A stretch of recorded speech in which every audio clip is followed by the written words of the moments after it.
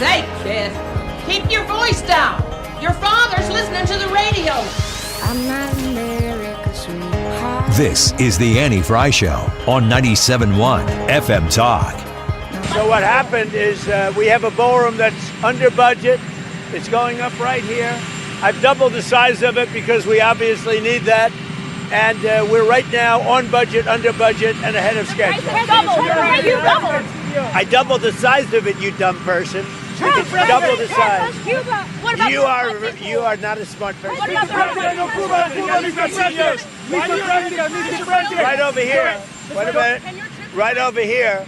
And based on a lot of things that have happened over the last year, we doubled the size of the ballroom. So we're going to have a ballroom that's appropriate for the White House. We doubled the size.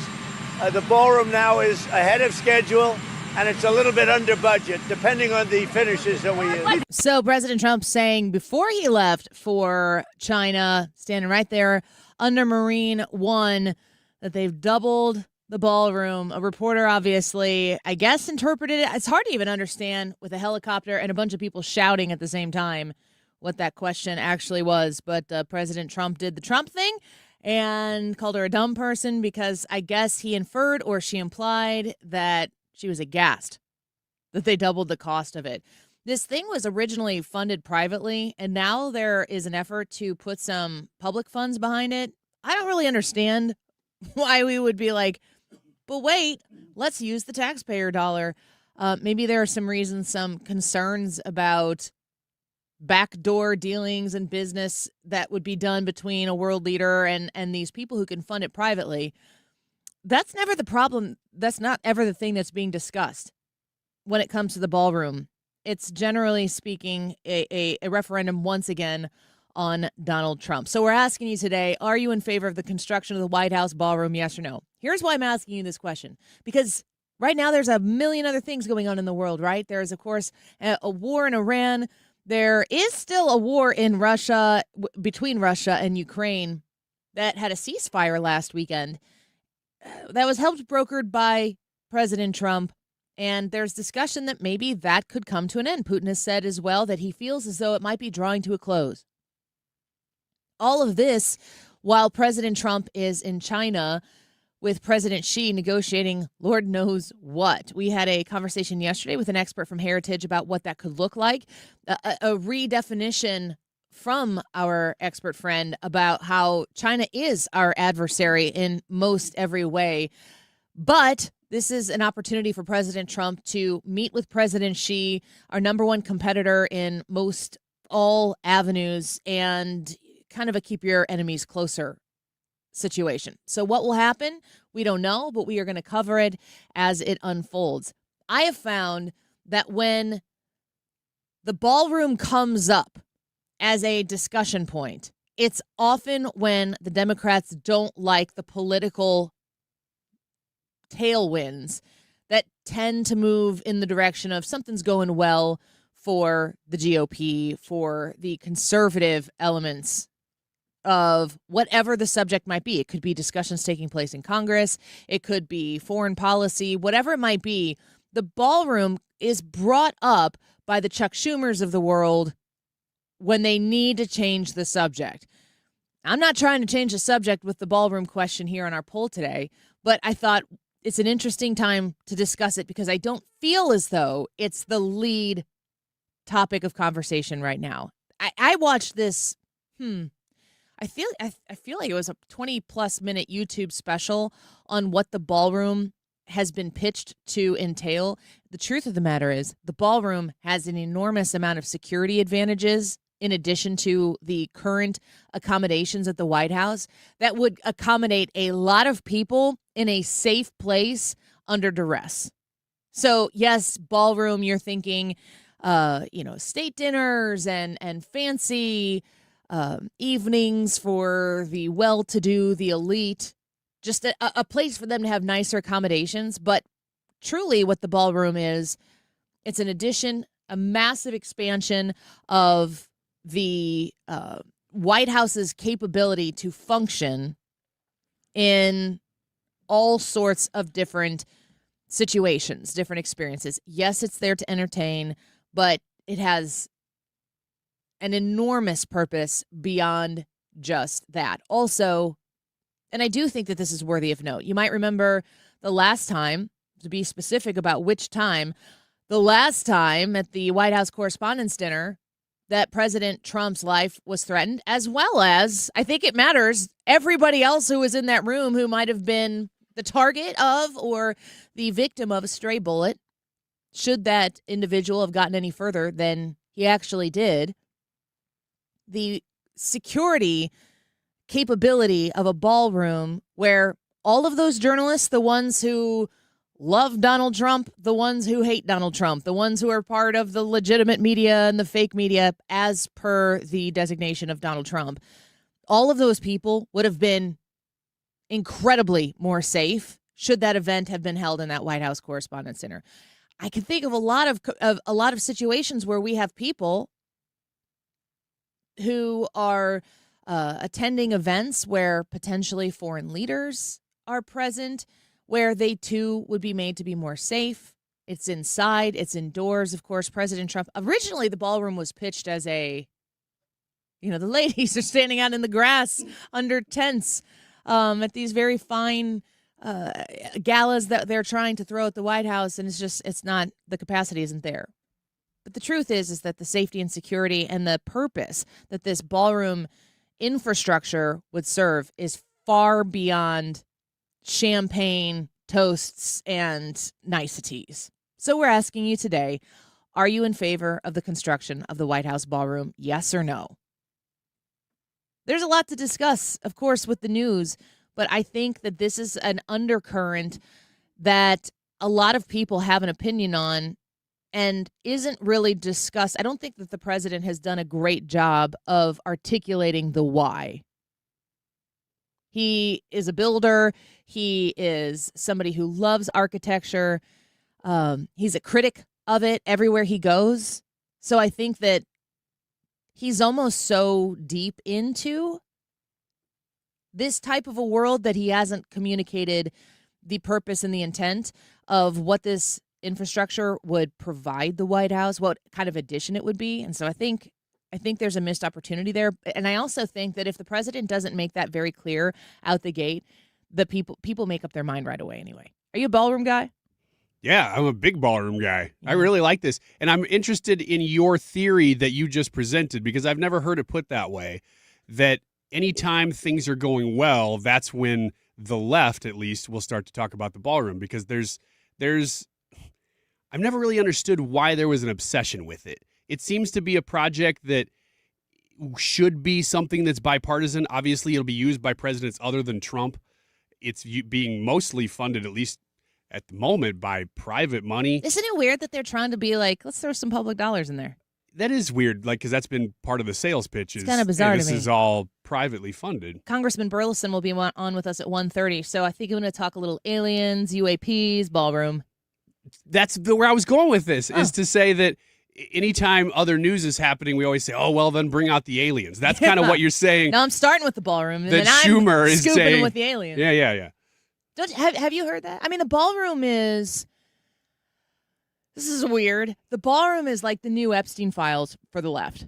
No, I understand what you're saying. The Epstein files thing, which is ridiculous. I don't know what we don't know about the Epstein files. And I stand with every single fellow citizen who wants full exposure and full accountability for every single person, no matter what side of the aisle they've represented or voted one way or the other. If you are guilty of the heinous actions that have been affiliated with the Epstein files, don't care who you are, want you to get your comeuppance publicly. I want it to be public so that the full disclosure and transparency is there. It's always the absence of information where the devil plays. That's where fear exists. Fear lives in the unknown. And, that could be a health diagnosis. You go to the doctor, it's often scarier waiting and wondering than it is when you sit down and you get hit with whatever the facts are. Because once you have the facts, then you can make a plan. So the devil is in the details. The fear does live in the unknown. And the Epstein files have been made into a great unknown. So there's a lot of play in the unknown area of what the Epstein files is, are, were, was, whatever that might be. The same thing goes with the alien thing. The mystery, the mystique of everything is what really grabs people in. And I'm going to ask Congressman Burlison about this because I went back and forth on. I asked Brad. Brad got me. I have his congressman's cell phone number, and I never used it. Because there were these people. We talked about this a little bit on the air earlier. There were these people who were talking about how government officials assembled theologians to say this is what's about to hit, and government's gonna tell the people that we now know who our real creators are, and there's gonna be this cataclysmic religious conflict where people are going to have to question everything they've ever known. And they were talking about being assembled by government officials, and I think Congressman Burlison was the one who was kind of adjacent to that, but he was on X, and I saw him eventually clarifying none of this is what we're talking about here. I mean, he, in true Congressman Burleson form, was like, hey, read your Bible. Right. That's it. And I think he would still stand by that. So Congressman Burleson will be with us at 1:30. When we come back, we're going to speak with Will Chamberlain, our friend from the Article 3 Project, a senior counsel there. Ladies and gentlemen, in Illinois, they have filed a lawsuit on the racially gerrymandered maps in Illinois. And I saw Senator Eric Schmidt last night on X saying this kind of all started with Illinois. Will Chamberlain is going to talk to us about the lawsuit, explain to us what the challenge is, and give us the opportunity to know, hey, could Illinois be getting a look-see by the unconstitutionally drawn maps in the wake of that ruling from the Supreme Court? Will Chamberlain on the Annie Frey Show next.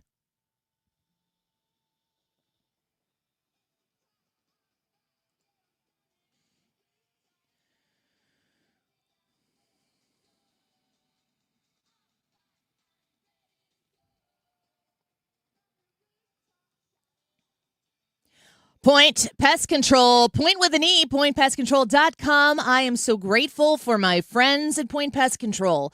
When I get the text message from them to come treat my home, they do it quarterly because I am a Premier Service Plan subscriber. It's always kind of shocking to me that another quarter has passed because I don't really think about Point Pest Control because we don't have pests in our house. It's kind of one of those weird things that because they do their job so well, I don't really have to think about the fact that I am a Point Pest Control Premier Service Plan subscriber. So I want to encourage you to give them the opportunity to earn your business. 636-798-0023, 636-798-0023. Those ants that are crawling into your home right now trying to infiltrate your kitchen or your bathroom or laundry room, get rid of them with Point Pest Control the first time. And then live that pest-free life like the Frey family is doing. And you don't have to think about them because you appreciate them so much. They're doing their job. If you mention Annie, don't forget, mention Annie when you call Point Pest Control. You're going to save 10% off the best deal that they have going. Call 636-798-0023, 636-798-0023. Drop the name Annie in there and save. Point with an E, pointpestcontrol.com.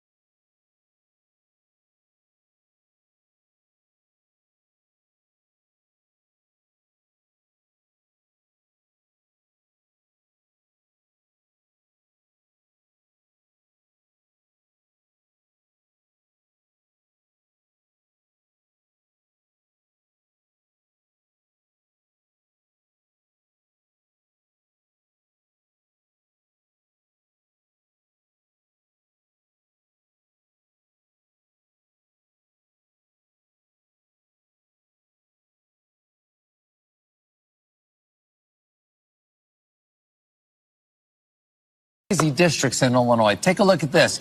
Look at 17 here. It does that. Then it comes up here and it sneaks around there and goes all the way up here and then goes right over there like that. And look at this one, kind of goes whoop up there. It's like the stinger on a scorpion down here. Is this common for all states to do? Well, we handed it over to a kindergarten class and let them decide. Okay, and that's the nonpartisan group that does this Absolutely. for you guys? That's our independent commission, you know. That is, yeah. I mean, look. Because all states, to a certain extent, do this, why is what Texas doing particularly egregious in this case? Well, here, every 10 years we do a census in this country, and right after the census, we redraw districts in every state. But what the Republicans are trying to do, and the Texas Republicans, frankly, at the behest of Donald Trump, are doing it mid-decade.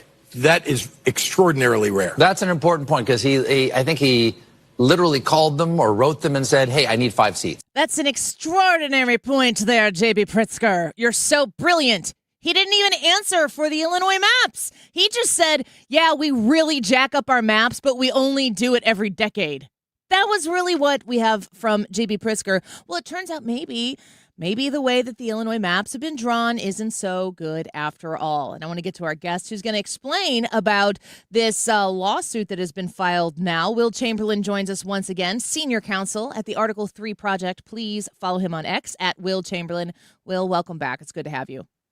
It's good to be with you. I am very excited to be discussing with you the fact that Illinois there's a lawsuit regarding the racially gerrymandered map is the allegation in the state of Illinois. That scorpion stinger that Stephen Colbert is pointing to, that's the district I live in, so I'm particularly offended by these maps. What can you tell us about the lawsuit that has been filed? Well, it looks like a very good nonprofit has filed it, one that's very active in terms of Republican voting rights. And here, I think the thesis is very simple. In the aftermath of Calais, basically voters are entitled to not have their districts drawn with race as a factor, period. And so the previous regime of racial majority-minority districts, those districts are now unconstitutional if they were drawn with race as a metric. And so the thesis here is pretty simple. Those Illinois districts that were drawn with race are unconstitutional, and they'll have to do a redraw that doesn't use race as a factor. Now, the end result of this does not mean a more balanced map for Illinois necessarily. Yeah. It just means that the current maps will have to be drawn, and the map drawers will have to not use race in their algorithm. You highlighted Calais when the Supreme Court ruling came through originally, and there are so many different balls in the air when it comes to what is being juggled right now. And we've got Louisiana, you got Alabama, of course, Virginia. The Supreme Court came back and ruled against that 10-1 map that they drew. Can you kind of navigate for us? Is there an obvious way that this is going to shake out? Because what's going on in Illinois, what's going on in Louisiana, what's going on in Alabama, are these all the same, or is there some differences? I mean, there are some differences in the sense that Alabama and the southern states are sort of voluntarily engaging in redistricting, which they should, in my view, because what the Supreme Court has said is that their current maps are unconstitutional. The current maps that were drawn with race as a metric, that's not allowed. This is a colorblind country, and that's sort of those districts drawn with race in mind are prohibited. So they've got to redraw their districts, and it's the blue states who are going to want to hold on to the extent because all of them are already gerrymandered into oblivion, save for Virginia. So they're going to want to hold on to their previous districts. Virginia is sort of the unique case where the state constitution was written to really prevent gerrymandering of any kind, and pretty effectively, in my view. Good for them. And the Democrats tried to amend the Constitution and didn't follow their state constitution's own requirements. So Virginia is sort of a unique case where, because of how much work went into kind of hardening their politics against gerrymandering, that the way the Democrats tried to do it just was found not to work under the Virginia state law. So let's talk a little bit about that conversation that took place between Colbert and Pritzker, where it was a laughable joke. The Illinois map is a joke, and J.B. Pritzker is not even running away from it. He's not defending it. He's just saying if you do it every 10 years like you're supposed to, this is fine. That might not be the case any longer. When Texas decided to redo their maps, On what basis was Texas midterm? What was he suggesting that they weren't supposed to be doing, which we now know that it has stood up, that Illinois was okay? I guess it's sort of, a violation of norms. Like normally we don't see mid-decade redistricting, but I don't care. Like Democrats violate norms all the time. Norms are soft. Yeah.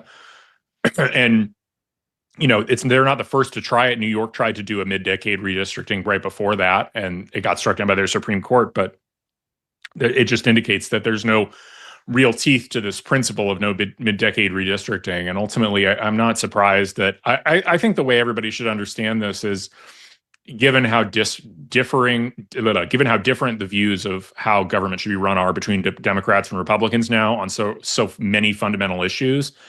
It's hard for any Republican to be able to go to their constituents and say, well, for the sake of being a good sport, we're going to give Democrats more seats. Like, no, we're not. And we're not going to put up with it.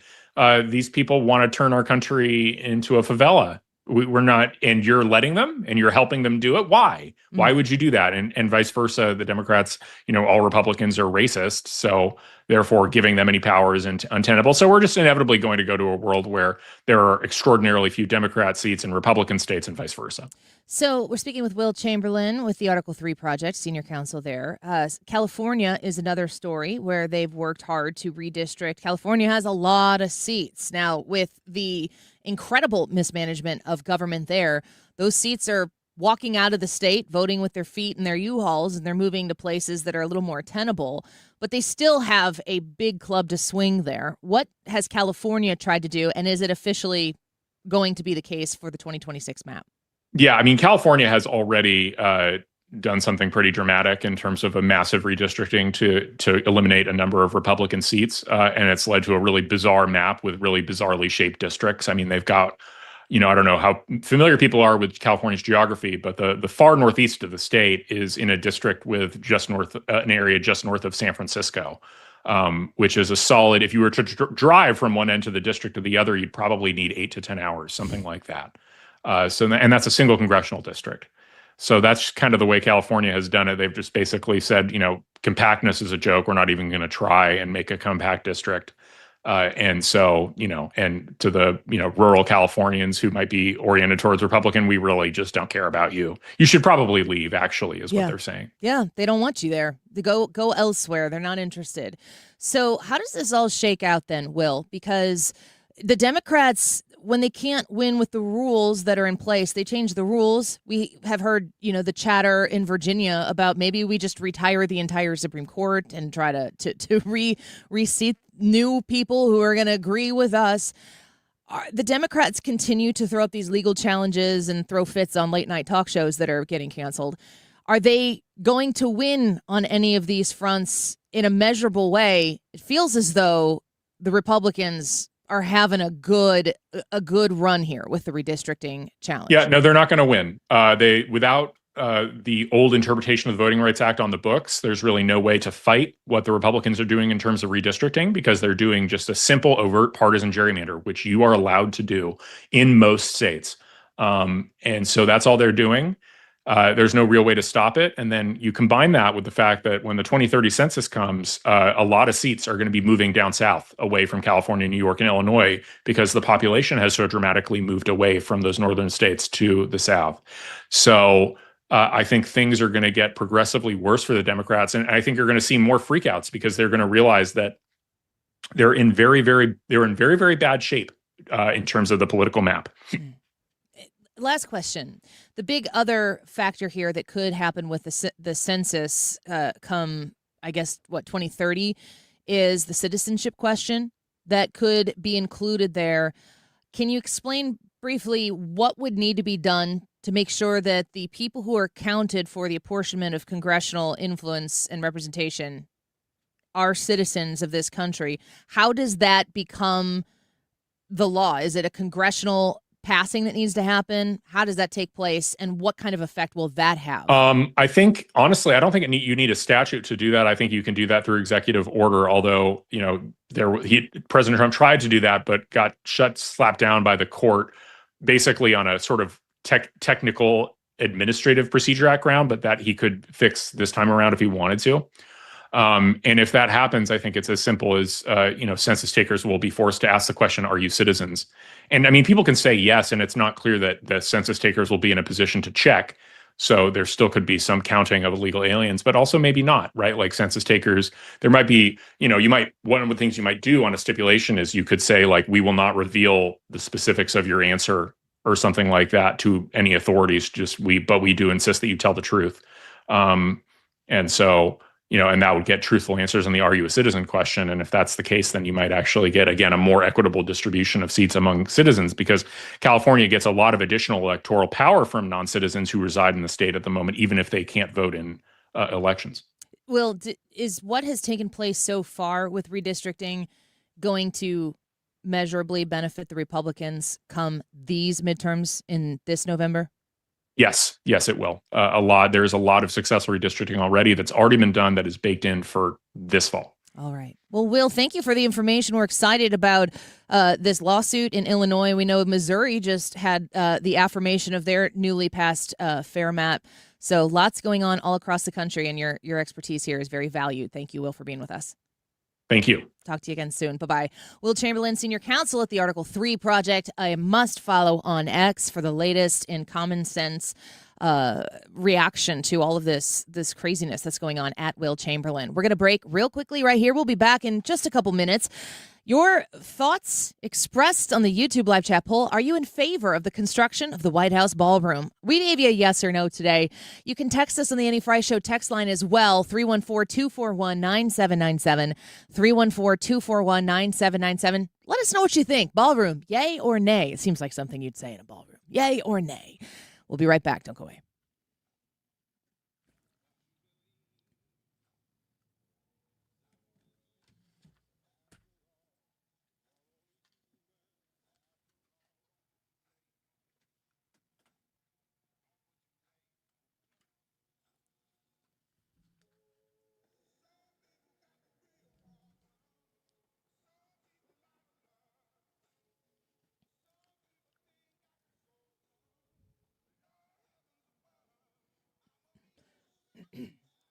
Stewart's American Mortgage and the Bagel Loan. Stewie's got a really great opportunity for you right now if you're looking at a new home purchase.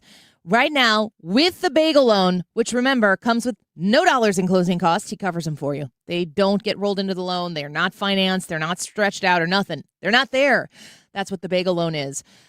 He has an opportunity for you right now on a new home purchase. 1% discount on your interest rate for the first year. You can lock in a 1% lower interest rate on a new 30-year loan and still qualify for the Bagel Loan. No dollars in closing costs and knocking in that 1% lower interest rate on the new 30-year loan. This is a must look into if you're thinking about purchasing a new home. Call or text Stewie at 314-324-4440, 314-324-4440, and ask him about the Bagel Loan and the new home purchase opportunity right now to save a 1% discount. It's a huge opportunity. Google the Bagel Loan for more information. NMLS number 226715. When you're hiring, have you ever felt like you're missing out on meeting truly great candidates for your roles? It seems impossible to find them, but they have to be out there somewhere, right? Well, they're not hard to find when you know where to go, and that place is ZipRecruiter. And right now, you can try ZipRecruiter for free at ZipRecruiter.com/radio.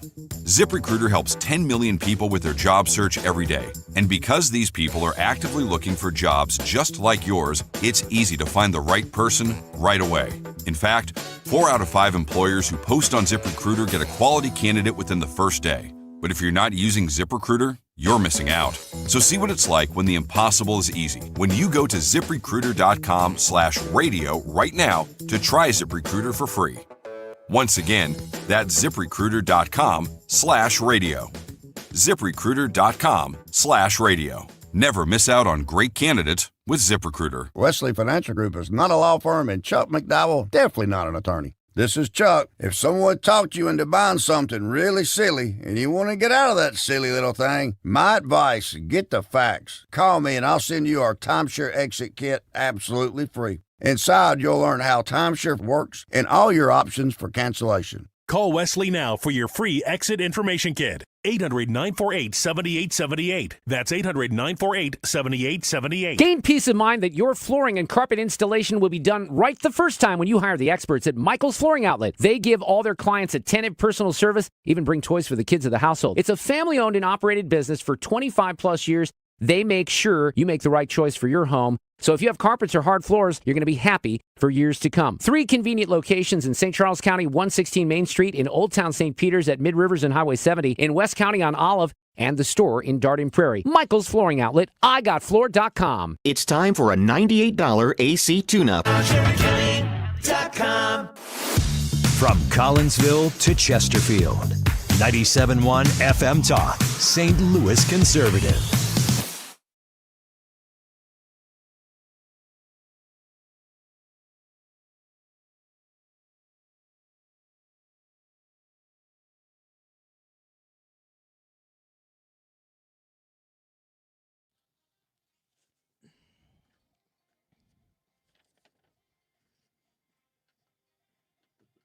Welcome back to the Annie Frey Show. Great conversation there with Will Chamberlain. We're going to connect with our friend Jeannie Ives. She is the person, the resident who was part of this lawsuit challenging the congressional districts in the state of Illinois. And we're going to get her on the show soon so she can talk to us about this as well, because this is going to be really interesting. And I think one of the things that Will Chamberlain said in that last interview is if they redraw the maps, don't necessarily think that this is going to be like a bellwether opportunity for a red wave in Illinois. I hope it doesn't backfire. Or if they redraw it and they go, well, it might add another Democrat seat then. I don't know how they would be able to. I mean, the way that specifically the 13th where I live, do you live in the 13th? You're in the 13th, right? I wonder how hard it is to get 2 random people in the same room in St. Louis or in Illinois who are in the 13th district, because it's such a snake. They probably drew it specifically so that we couldn't, or that we had to be in the same one. So the 13th is that scorpion tail. That's what Colbert called it. And it just cuts right through. The map is just ridiculous. Everybody knows it's ridiculous.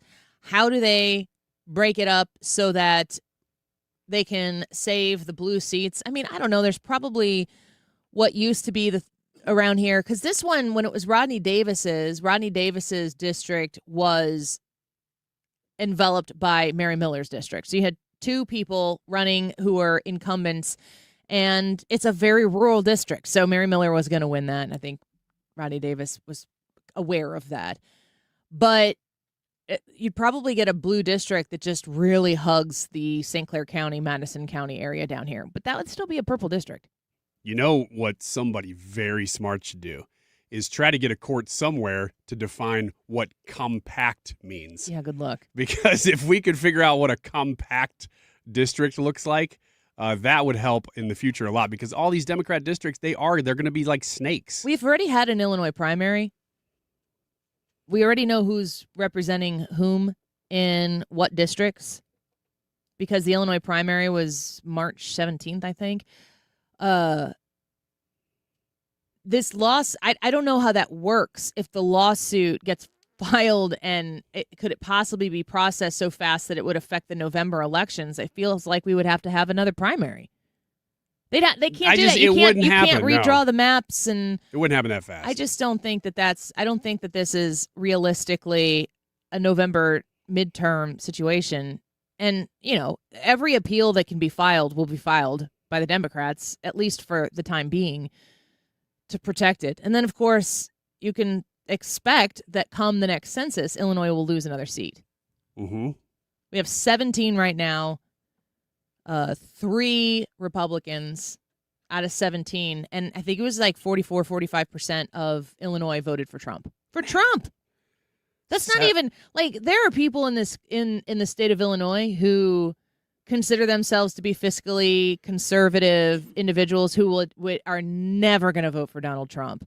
So they'd probably be they'd be in the game for a Republican to earn that vote if it's not Trump. And 45% of Illinois still voted red in the last election. And 3 of 17 seats are represented by Republicans. I know that Illinois is a Democrat state, but still when I hear 17 as an Illinois resident, it makes me sad because I remember very recently that we were at 20, 21, 22, whatever it was, in my lifetime and probably recent lifetime. And to hear that we've lost that many seats, that means we've just lost people. People are just leaving. None of this is to distract you from the fact that Trump wants to build a ballroom. That's really how the Democrats do it. Yeah, good job, because now I've just forgotten my point. There you go. And now I'm thinking about the ballroom. Republicans are talking about redistricting, and they win another case in court, and Schumer's like, but the ballroom? And everyone's like, yeah, the ballroom. Let's talk about the ballroom. Yeah. So we're asking you about the ballroom today. Every time we don't like what somebody in here is talking about, we're going to jump in and distract with the ballroom. We're asking you, are you in favor of the construction of the White House Ballroom? And I got to find the YouTube video that I watched that broke down the plans that are made public for this ballroom. It's extraordinary. And you know what? It should be. The White House Ballroom should be. I am a full-on yes on this. I love that it's being privately funded. I really wouldn't be mad if it would have come out saying initially that they wanted taxpayer dollars for it. I want these events to be able to take place in the White House, but there's so much more safety and security enveloped in the building of this White House Ballroom. Infrastructure, I just think, I'm not going to say this 800 times today, but, I've been there in the White House. Yes, you have been there. In the press room. Did you walk around where the ballroom would be? I was outside on the lawn when they had the Philadelphia Eagles there for the Super Bowl championship, and I think to my immediate right is where it would have been. The East Room was, in my day, when I was at the White House, the East Room was there, or the East Wing. Not any longer. But I was out where these events are. And if it was a beautiful day when the Philadelphia Eagles were there, and it was very grand to experience this event the way that I got to. I was shoveled off to the back where the fake news stands. Surprise. I was back there, where the press was, literally shoulder to shoulder with Caitlin Collins in the press pool. And it was fine. It was fine, but it was out on the grass. Everybody who was out there, I did not know, oh my gosh, if I do this again sometime, if I have the opportunity to do this again sometime, I have learned so much of what I'm going to do right the next time. Things like, what kind of shoes do I wear in the press room? Do I need to look my 10 out of 10 best when I go in there? Or is there a practicality to what these people are and the truth is, yes, there's a lot of practicality that is there. Oh, yeah? Yeah, there were people who were wearing dress suits and tennis shoes. Okay. They were nice tennis shoes, but they were not wearing stiletto heels. That would be so ridiculous. That means that as a female reporter standing in the press pool while the Philadelphia Eagles were getting their due for winning the Super Bowl, you'd be standing on your toes on the lawn at the White House for what was maybe an hour and a half. Nightmare. I wouldn't do that because I'm a boy. Yeah. But anyway, if it would have rained, what would they have done with that event? I don't know. I guess it would have been in one of the rooms, but it would have been much smaller. It would have been much more limited, obviously, in capacity. They're just going to have so many more opportunities to do things at the White House like that are safe. But then when you look at the plans of what they're building, it's so much more than an entertainment space. In fact, it's almost a bunch of other things. Why not throw in an entertainment space at the end of it? We want your texts. We'll get to them here throughout the course of the show. You got one real quick you want to highlight? 314-241-9797 on the Annie Frey Show text line. Sure. This one says 100% okay with the ballroom. Only people with smooth brains would have a problem with common sense decisions like that. And comment from the science department. Guess what? People are coming in from the top rope on this. Oh. The next one, right after that, says absolutely yes for the ballroom. Anything that angers Democrats is fine by me. Sincerely, Damon. Put his name on it. Signed. We used to have a Damon. He would not have said that. I don't know if it's that guy. That's a different guy. I'm looking at the results right now on the poll. I like to peek as, whoa, guys.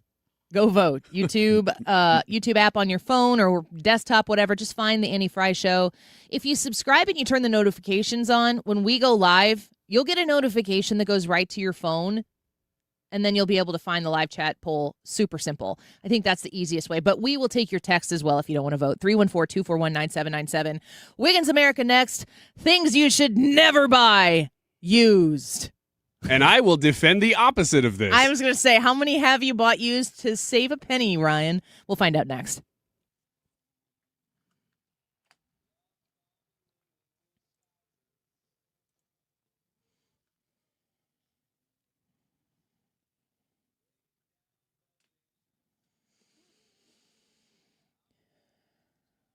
HomeshieldFoundationRepairs.com is the website. I want to encourage you to feel comfortable inviting Matt Hayes to look at the basement concerns that you have. Maybe you don't think it's not like a full-blown basement waterproofing, but you've noticed some degradation, maybe a concern or an issue, a crack, and you want to get looked at, because chances are the sooner you get this thing fixed, the more affordable it's probably going to be. You'd have to ask the expert Matt Hayes and his incredible team, locally owned, St. Louis folks right there at Home Shield Foundation Repair, but they do a lot of different services. They provide a lot of different opportunities for foundation repair, and they're the best at it here in St. Louis. If you go to their website at HomeshieldFoundationRepairs.com, you can see the different services that they offer. If you have settling in your home and you need to stop it in its tracks and refortify the foundation of your home, you can hire them to install the piering system that you need to have done to get it back on track. You can also get your concrete leveled out in your patio, on your walkways, residential, commercial, Home Shield Foundation Repair. That's the number to call. 314-271-9900, HomeshieldFoundationRepairs.com. Never miss a beat. Take 97.1 FM Talk with you. The voices you trust, Mark Cox, Annie Frey, Mark Reardon, Scott Jennings, and more are just a tap away with the Odyssey app. Stream 97.1 FM Talk, St. Louis Conservative. Men.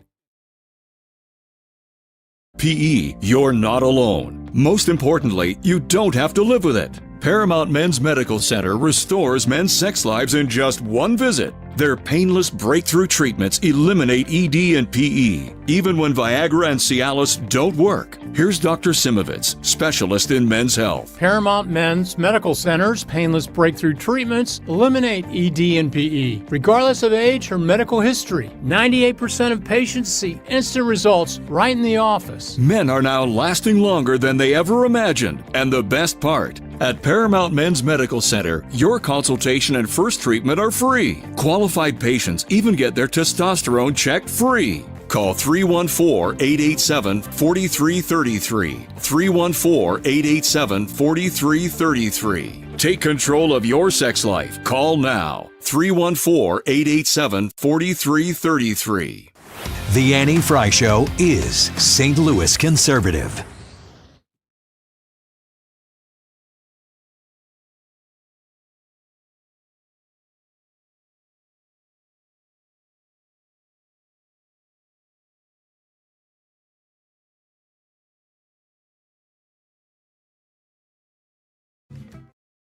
Wiggins! Oh!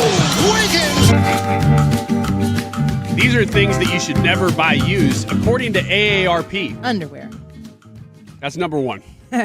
You got it. Defend that. It says intimates. Defend that. I don't even need to. It also adds swimwear and it says leggings. Intimates?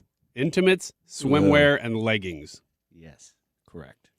Have you ever worn secondhand of any of these things? I would say leggings.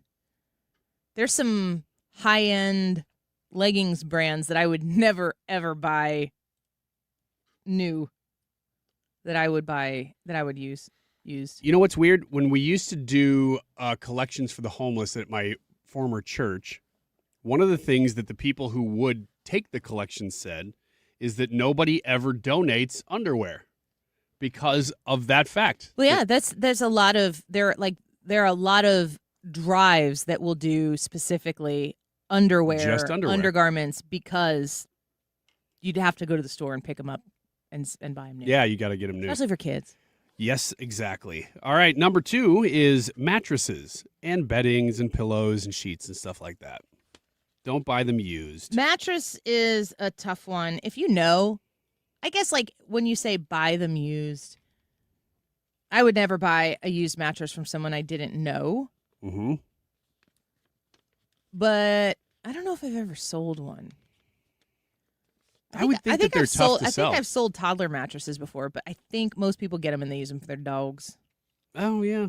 Yeah. You know what? I just sold a mattress not too long ago from a rental house, and it went like that. I would use a mattress that was somebody else's, but I would have to know them. I slept on a used mattress throughout most of college, but I did know the people. So I felt okay about it. Yeah. It was my friend's parents. Yeah, And I if used you to know always tell them, if you know what you're getting yourself into there, and it's not going to be like somebody who would sell you a bedbugs mattress or something. Ugh. Right. Yeah, it was a clean bed, and I knew the family. And it was fun because since it was my friend's parents that sold it to me, I would always tell him, ha, ha, ha, I'm on the bed you were conceived in. Ew. Number 3. Ryan. Shoes and boots. No, definitely buying shoes. I don't think this is that big of a deal. You can find used shoes that aren't too bad, even if they're not in perfect shape. People, especially for kids, they outgrow shoes fast. Yeah. They don't necessarily use them up. I don't know that I've bought used shoes for me. I'm trying to think if there maybe was a practical reason for it. I wouldn't be opposed to it. We've bought lots of used soccer shoes. Yeah, cleats, like any of those sporting type of things that they're so expensive and they get used like 7 times a year. And then guess what? Your kid's grown out of them before you even get to the 8th time. Mm-hmm. Exactly. This one seems a little weird to be on the list, but there must be a reason. Whose list? AARP. Authoritative. You on the mailing list now, Ryan? No. Thank you very much, but list.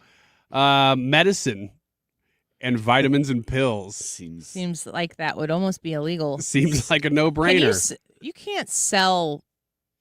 Is a stupid question? Is it stupid or is it illegal? Is it stupid?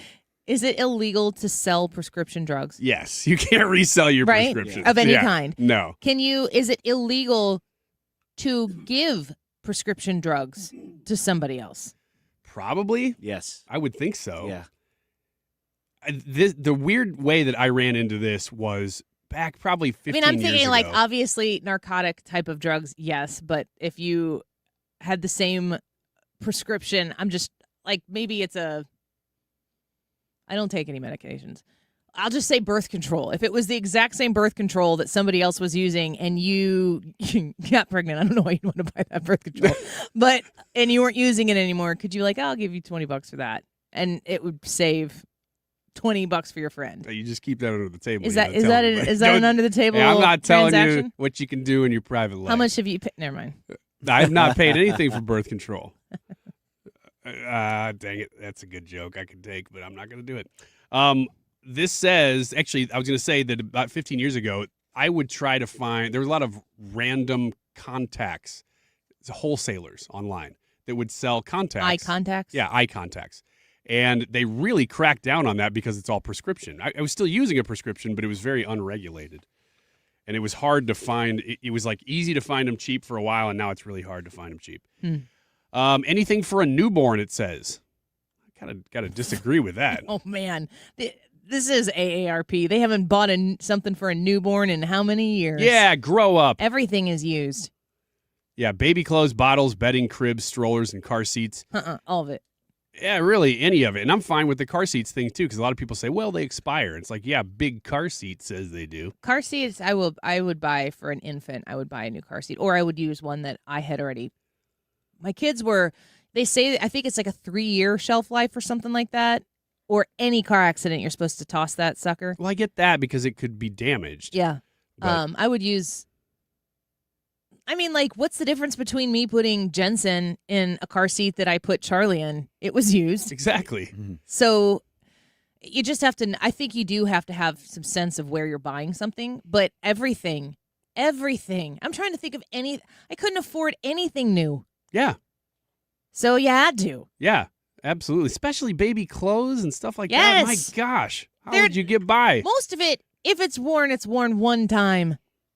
You just wash it in some draft. Oh, every once in a while, you could just do a load of laundry and draft and sit there and smell the baby and the clothes. That's so great. Even if the baby didn't grow that fast and was in a certain clothing for a long time. They didn't wear it that much. No. Because babies grow. You clean it before you put it on them. You're supposed to launder your own clothes when you buy it brand new from the store before you wear it. Yep. I bet you don't do that. Last one, and there's lots more of these, though. It says large appliances, electronics, and lamps. What world are you living in? It says you shouldn't buy washers and dryers. What's the worst thing that could happen if you buy a used lamp? I know. What? Is it going to explode? I don't know. I guess if it's a lava lamp. No, I love buying used things and finding a good deal. Yeah. Especially washers and dryers, fridges. Man, you can get those things for half price. Especially those old garage fridges. Those things will last beyond the end of time. Your beer will be staying very cold in that garage fridge for a long time. Anything else? Well, there's a ton, but we're not going to open that can of worms. We'll save that for another day. YouTube live chat poll. You can text us as well. Are you in favor of the construction of the White House Ballroom? 314-241-9797 to text us. Deroy Murdock and Eric Burlison next hour.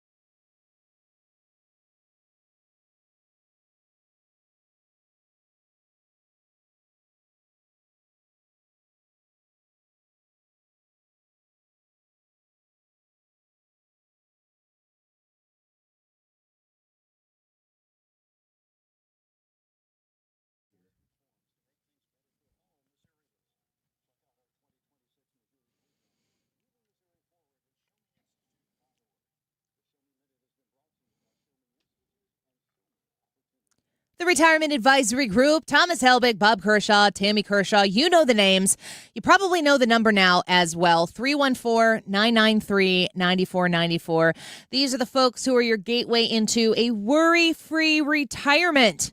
You want to make sure that everything you've worked hard for is going to work hard for you once you make that flipped switch into retirement. You're working your tail off. Some of you love what you're doing, and you want to keep going until you decide, it's time. Today's the day. You're like, yep, okay, I think I'm ready to retire. Other of you would like to retire yesterday.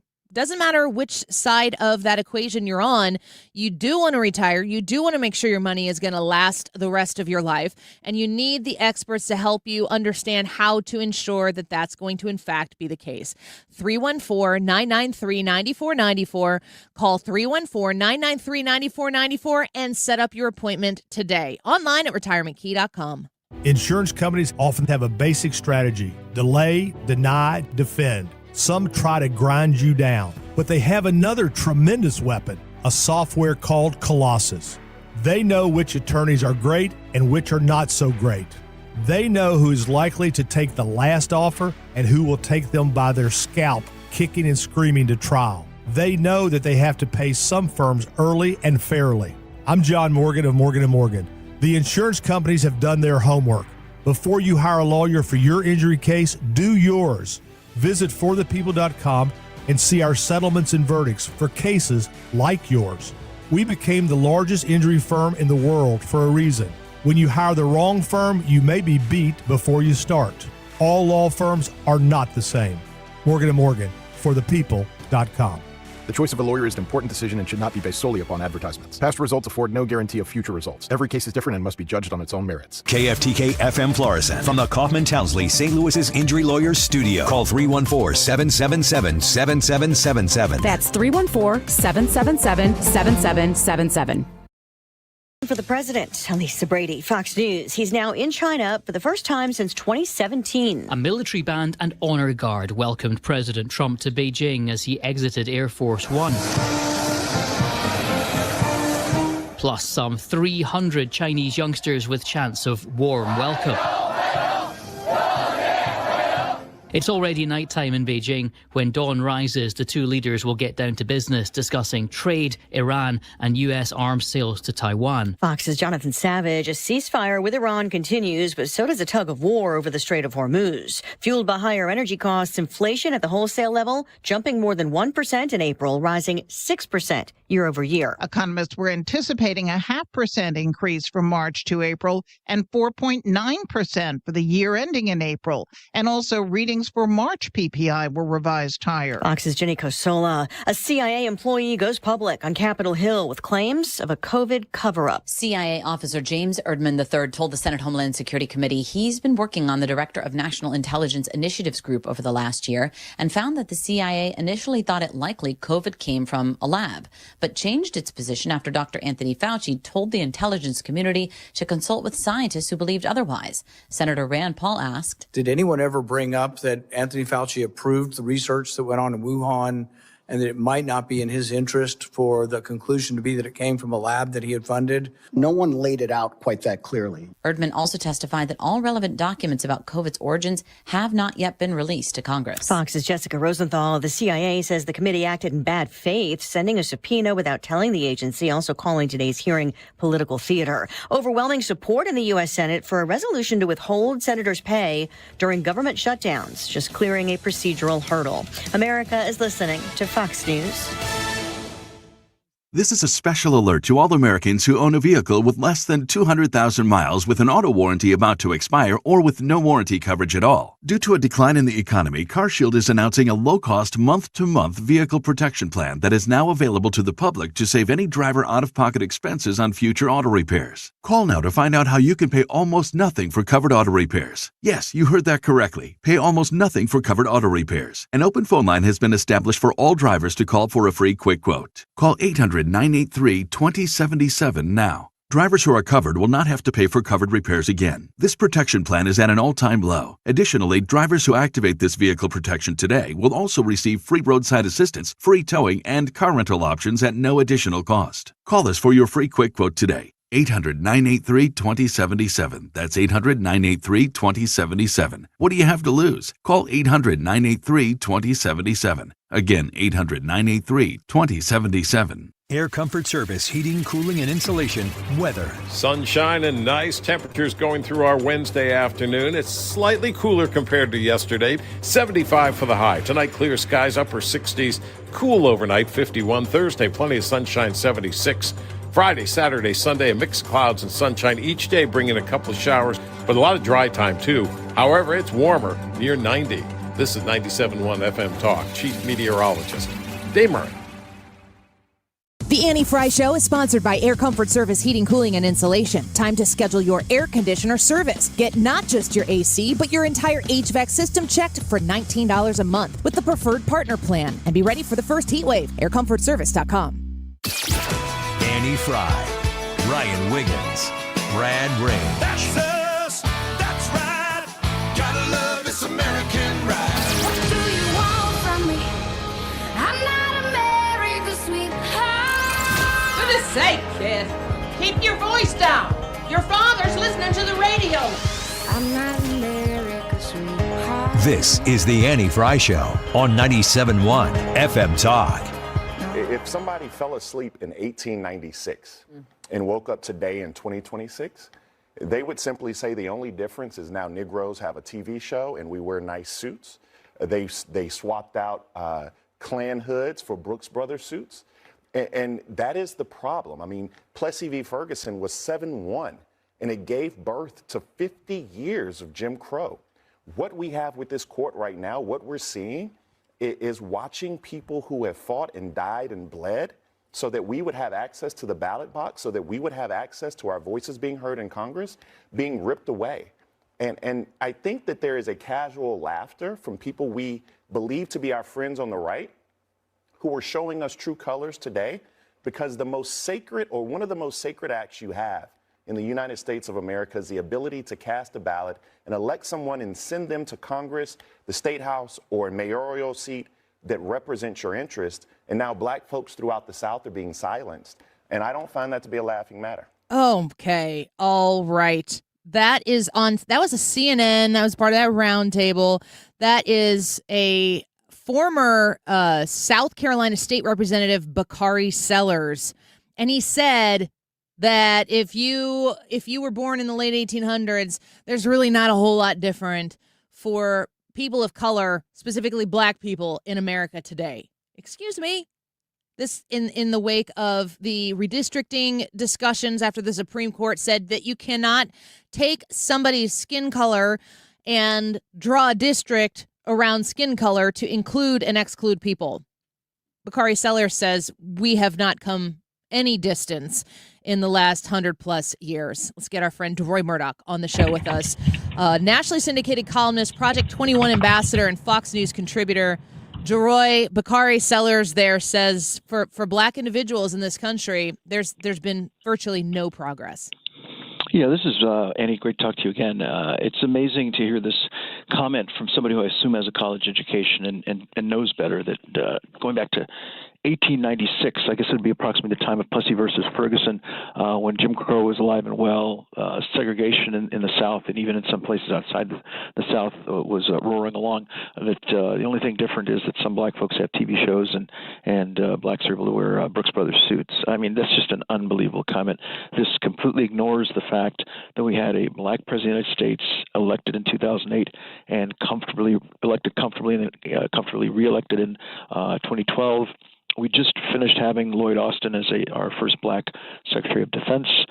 We had Condoleezza Rice and Colin Powell, our two black Secretaries of State under Republican President G.W. Bush, and under Democrat President Obama, we had Eric Holder and Loretta Lynch, back-to-back black attorneys general. And that's just looking at the political sphere. You've got black people winning Oscars. You've got black people running banks. You've got black people running universities. Not everybody is famous. You have people, we don't know their names, but they're people who get up in the morning, go to work, do their jobs, come home, take care of their families, friends, and loved ones, and not break the law and behave as decent Americans. So this whole narrative that we're just going to go back to the lynchings and the cross burnings is just sick and twisted, and it's designed to get people excited, hot, and bothered. And all you need is one unhinged, twisted person to think, I need to take care of this with a gun, as we've seen 3 times now with President Trump, who thankfully has survived 3 assassination attempts, and Charlie Kirk, who didn't, and other people who've been beaten, shot at, what have you. So this kind of rhetoric is destructive, and more than anything else, it's stupid and completely inaccurate. Deroy Murdock speaking with us right now. You've got a piece in the Daily Signal, a little bit towards this this idea of this gerrymandering that has taken place, this Supreme Court ruling with Calais, and it feels as though what the Democrats are offering right now, what the Democrats are alleging right now, is that the only way that you're going to get a black person in Congress is if you collect black people to vote for them, suggesting that white people would not find a black person worthy of the office. But I give you Senator Tim Scott, Congressman Byron Donalds, Congressman John James, Congressman Wesley Hunt, Congressman Burgess Owens, among other black Republicans who have found success because they made a case to the voter and the voters chose them. What do you say to this allegation from Democrats post-Calais? Well, not only are you accurate, but you're actually previewing my next op-ed piece. I'm writing on this exact topic, and this notion that we're hearing from the left is that, post-Calais, we're just not going to have any black politicians anymore. People, if you're black and you're running for office, you might as well just stay home or, find another career or something like that. As you say, we've had black politicians of both parties who've been elected in constituencies with non-majority black populations and have gone on to serve in the highest offices in the country. As I said earlier, Obama back in most recently 2012 won the whole country. He became president of the United States, not the president of Illinois or president of Kentucky or president of Nevada. He became president of the United States in a nation that's only 12.6% black. So assuming all the black people voted for him, which isn't the case, but let's assume that's the case, he somehow managed to pick up another 38, 39% and get himself in the White House. Then you mentioned Tim Scott. He's from South Carolina, which is only 25% black. You've got Cory Booker, he's from New Jersey, representing the whole state of New Jersey. It's only 13.4% black. We had Deval Patrick, who was the governor of Massachusetts, only 6.8% black, not even double digits. You mentioned Byron Donalds, Republican congressman from Florida, representing the Naples area. His district is only 6.5% black. My favorite example is Burgess Owens. He's in the 4th district in Utah. His district is 74% white and only 1.5% black. So somehow, again, even if you got every black person to show up and vote for him, somehow or another he managed to get 48.5% non-black votes to get himself elected in the U.S. House. So this whole notion that, post-Clay, black folks never be in the office, black folks won't have any representation, is just utter nonsense. This is garbage. And by the way, I love this example as well. I think the 9th district in Tennessee, this is the Democrat district in Tennessee, the Memphis area, which I guess that they've split up. That is a majority black district.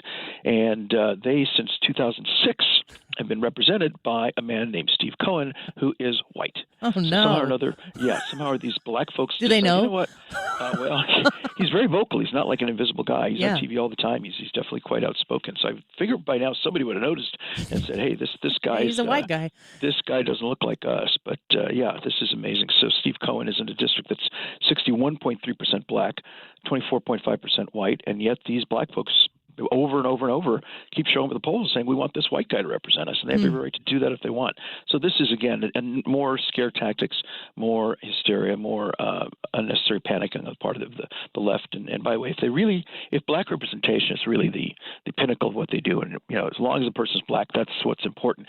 Please explain to me how just this last November, very recently, we had Winsome Sears running for governor of Virginia. If she'd been elected, she would have been America's first black female governor, to my knowledge, unless I've forgotten somebody. Would have been a real, talk about breaking the glass ceiling, and little black girls all across the country could say, you know what, one day I could be like Winsome Sears. Guess what happened? You had Obama and you had a bunch of other Democrats show up, not to help the black women get elected, but to vote for Abigail Spanberger, who's white. So these people showed up to vote for, to root for the election and eventually get elected a white woman who had an opportunity to elect a black woman. And the real difference was, even though she's white, what's really important, she's a Democrat, and that's what trumps everything. These people want to put left-wing Democrats in, and if it turns out they're white rather than black, that's A-okay with it. These same people are screaming about Jim Crow and segregation and lynching and everything else. Fox News contributor Deroy Murdock with us right now, of course, a nationally syndicated columnist and Project 21 ambassador as well. I'm thinking about the way that the Democrats are trying to fight against the Supreme Court ruling and the arguments that they are failing to make as they are just kind of wasting away on this particular issue where they can see the maps. They're just being redrawn across the union in a way that is not favorable to them. And I want to ask you, and I've mentioned this a few times. I specifically mention it when we are talking about racial issues because it's radio and people listening right now might not understand that you are a black man. But I'm just curious, what are black issues? What are white issues? What issues need to be drawn in a specific issue? Like, I, as a white person in my ignorance, would like to defer to you and explain what issues that we care about differently, Deroy. Well, yeah, I mean, if you have a building burning, you have the fire department there, the black firefighters will fight it differently than the white firefighters, of course. And if you're trying to deal with Iran and whether or not they get atomic weapons, well, if you're black, you fight the Iranians one way. If you're white, no, this is ridiculous. This is silly. Now, we can debate about whether you want tax cuts or tax increases. Do you want to spend a lot of money, not spend a lot of money? Do you want school choice, or do you want the Randy Weingarten and the teachers unions to run everything? And you have very intelligent, important debates among thinking adults about that sort of thing. But I don't think these things come down to black or white. They don't come down to anything racial. They come down to whether you want more or less government, whether you want more or less human freedom, whether you want more or less capitalism and free markets. And we can have those debates independent of our flesh tones, as we do. I mean, you've got black people, like Congressional Black Caucus, for the most part, they want big spending, lots of programs, et cetera. And then you've got people like we mentioned, Byron Donalds and Burgess Owens and Wesley Hunt and yours truly, who are black Republicans, black conservatives. And we generally would like to see less government involvement in our lives and more better results for the tax money we do spend, and as much as possible reduce taxes so people keep more of their own money. And that's not a racial thing, because guess what? White people have those same debates too. You have white people debating over tax cuts, debating over school choice, debating over more or less government programs, greater or lesser scrutiny of our spending programs, whether you fight fraud in spending or just kind of let it go on. White people have those same debates, so why don't we debate about the issues rather than continue to focus on our skin colors? We've done since the beginning of this 250 years ago, since the beginning of this nation's birth. Deroy, I'm sitting here thinking about your point that, Winsome Sears, it was more important that you vote for a Democrat than a black person. Mm-hmm. But then this whole issue is being talked about by Democrats as the disenfranchisement of black individuals and black folks who happen to be in Congress right now. So It seems to me like the skin color is the most important thing to the Democrat Party when it's convenient for them. That's feels right. Super racist.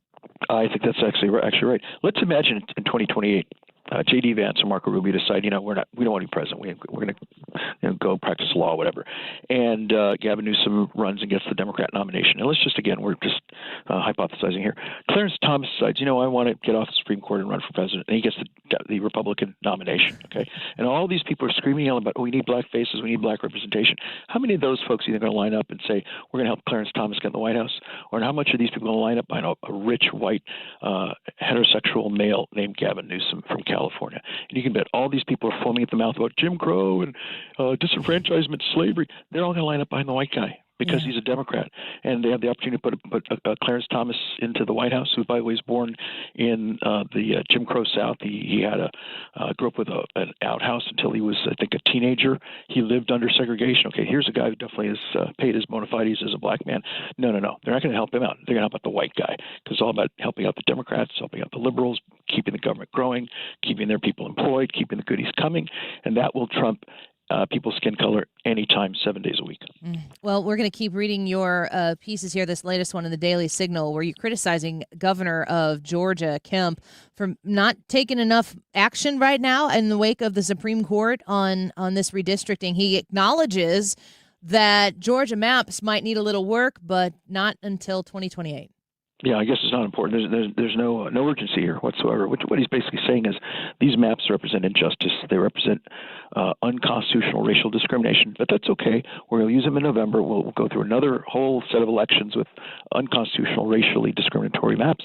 And then in 2028, we'll somehow, once we've all gone to the beach and relaxed and taken it easy and taken naps or whatever, then we'll move on to that in 2028. You've seen how quickly Tennessee and Florida and other states have moved to take care of this problem. Florida, sometimes they were lightning within fast. Days, boom, like they did it in 24 hours, I think. Tennessee took a couple days, I believe. But Brian Kemp, hey, it's not like we're trying to hang on to the house or anything here.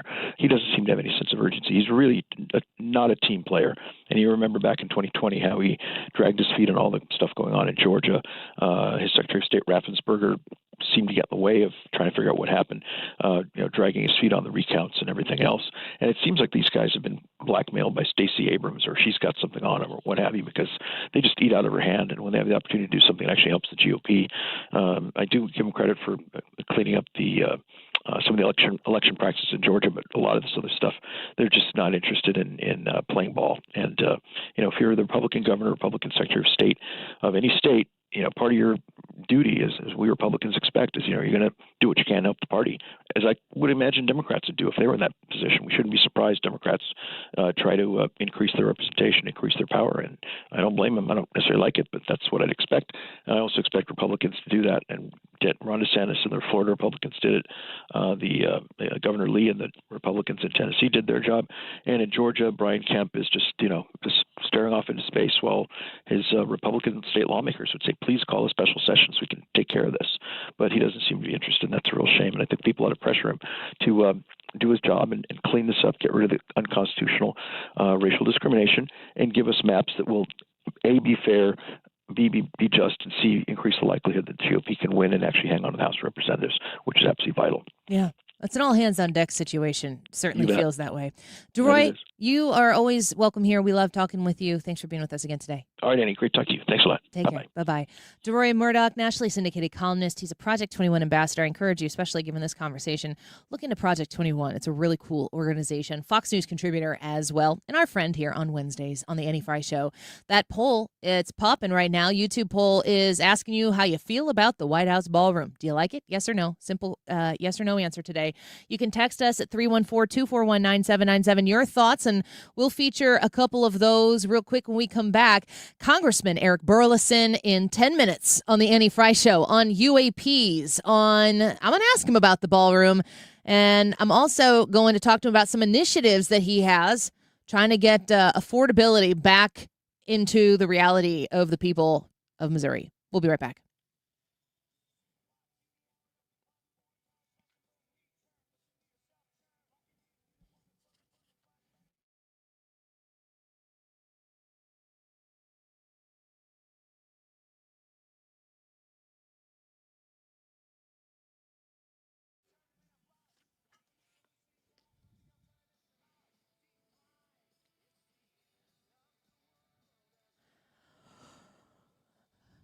AirComfortService.com. You know the number, 314-513-0091, 314-513-0091. If you're a business owner, if you are managing the office, and we get some of these warmer days, I'm going to check the little wacky weather on my phone right now. It's not up, of course. It was beautiful again outside. I just am loving this weather. Feels like 81 degrees. Yeah, you probably need your AC on. And if it's not cooling your workplace, you need to have someone come look at it. You might have had someone come look at it and it was like super expensive. You didn't understand maybe why they wanted to repair what they did. You just want a second opinion. Maybe they knew what they were talking about. You get a free second opinion and then you realize, okay, maybe this is what we have to do. You can call Air Comfort Service Heating, Cooling, and Insulation to get that free second opinion on heat exchanger or compressor repairs at 314-513-0091. 314-513-0091. Check, verify that steep repair bill that you've been given. If you're questioning a quoted repair, Air Comfort Service is ready to take the call. 314-513-0091, aircomfortservice.com.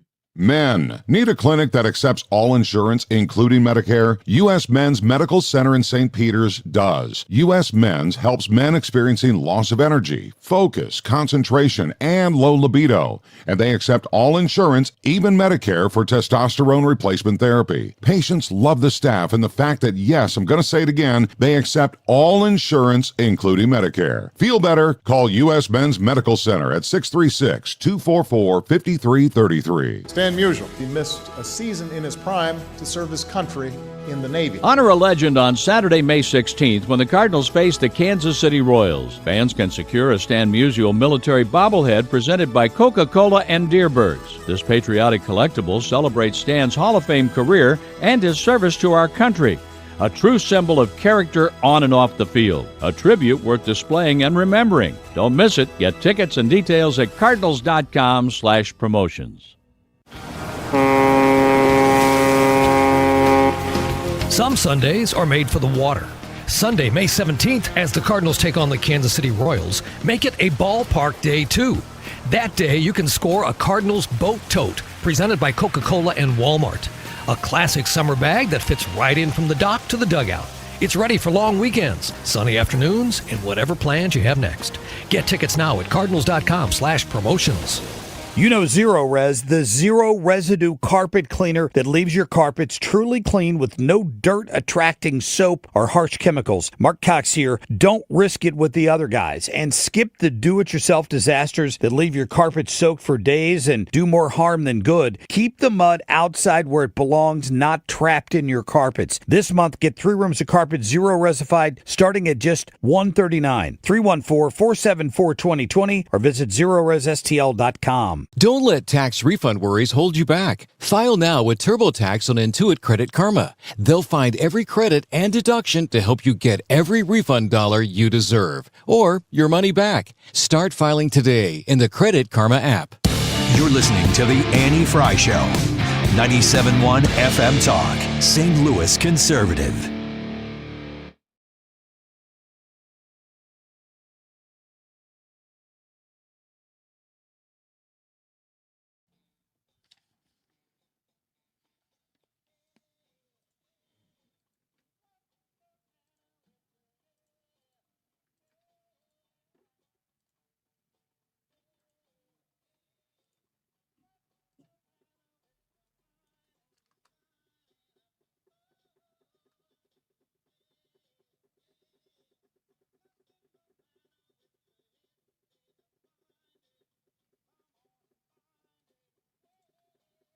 To add insult to injury, the Republican bill charges American taxpayers $1 billion to build Trump's gilded ballroom, while including $0 to help Americans with rising costs. Their billion-dollar bill has $0 to help Americans deal with groceries and their prices going up, gas prices going up, $0 to bring down Americans' health care, housing, and electricity bills. At a time when Republicans are at a time when Americans are struggling to put food on the table, Republicans say, let them eat cake, and demand American taxpayers build Trump a palace while they're at it. Keep in mind, Donald Trump said just a few months ago that, quote, not one penny is being used from the federal government for the ballroom. Not one penny, said Trump. Well, give me a break. He's put $1 billion in the budget for it. This staggering waste of taxpayer dollars has nothing to do with security and everything to do with Trump's ego. I wonder if nothing was in his remarks, or if he just emphasized it. Do you think maybe it said nothing, and then capital nothing? Nothing. And then he would have had to relish that moment a little bit better, but he didn't. I missed the days of Joe Biden, end quote. End of quote. Mm-hmm. You knew it was over. Yeah. Well, he didn't. That was a problem. I don't understand why we're putting taxpayer dollars towards this. Am I missing something? No, because that's been the pitch the whole time, is that it's paid for with private donations. That too, I understand. I'm constantly doing, okay, let's put the shoe on the other foot. If Joe Biden were doing this and he were getting some, pallets of cash to build this ballroom, would I trust Joe Biden to take in private monies to fund something and assume that he wasn't providing some sort of pay-to-play kind of a situation? And I think I would not trust him to do that. So are those monies disclosed? If they are disclosed, if the donors are disclosed, I feel like some of them have been. I don't know if every penny has been, but I feel like you would need to articulate that. Then you could manage who's getting what, when, and where. And I don't know that throwing $1 billion of taxpayer-funded subsidies into this makes me go, oh, okay, well, now.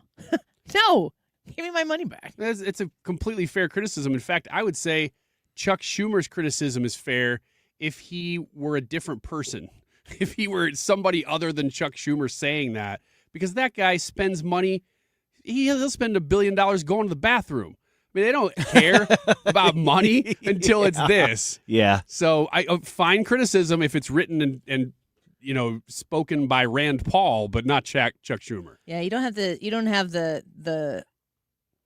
you can talk the talk, but you don't have the walk to walk in that regard. I don't have any problem with the ballroom. Build it.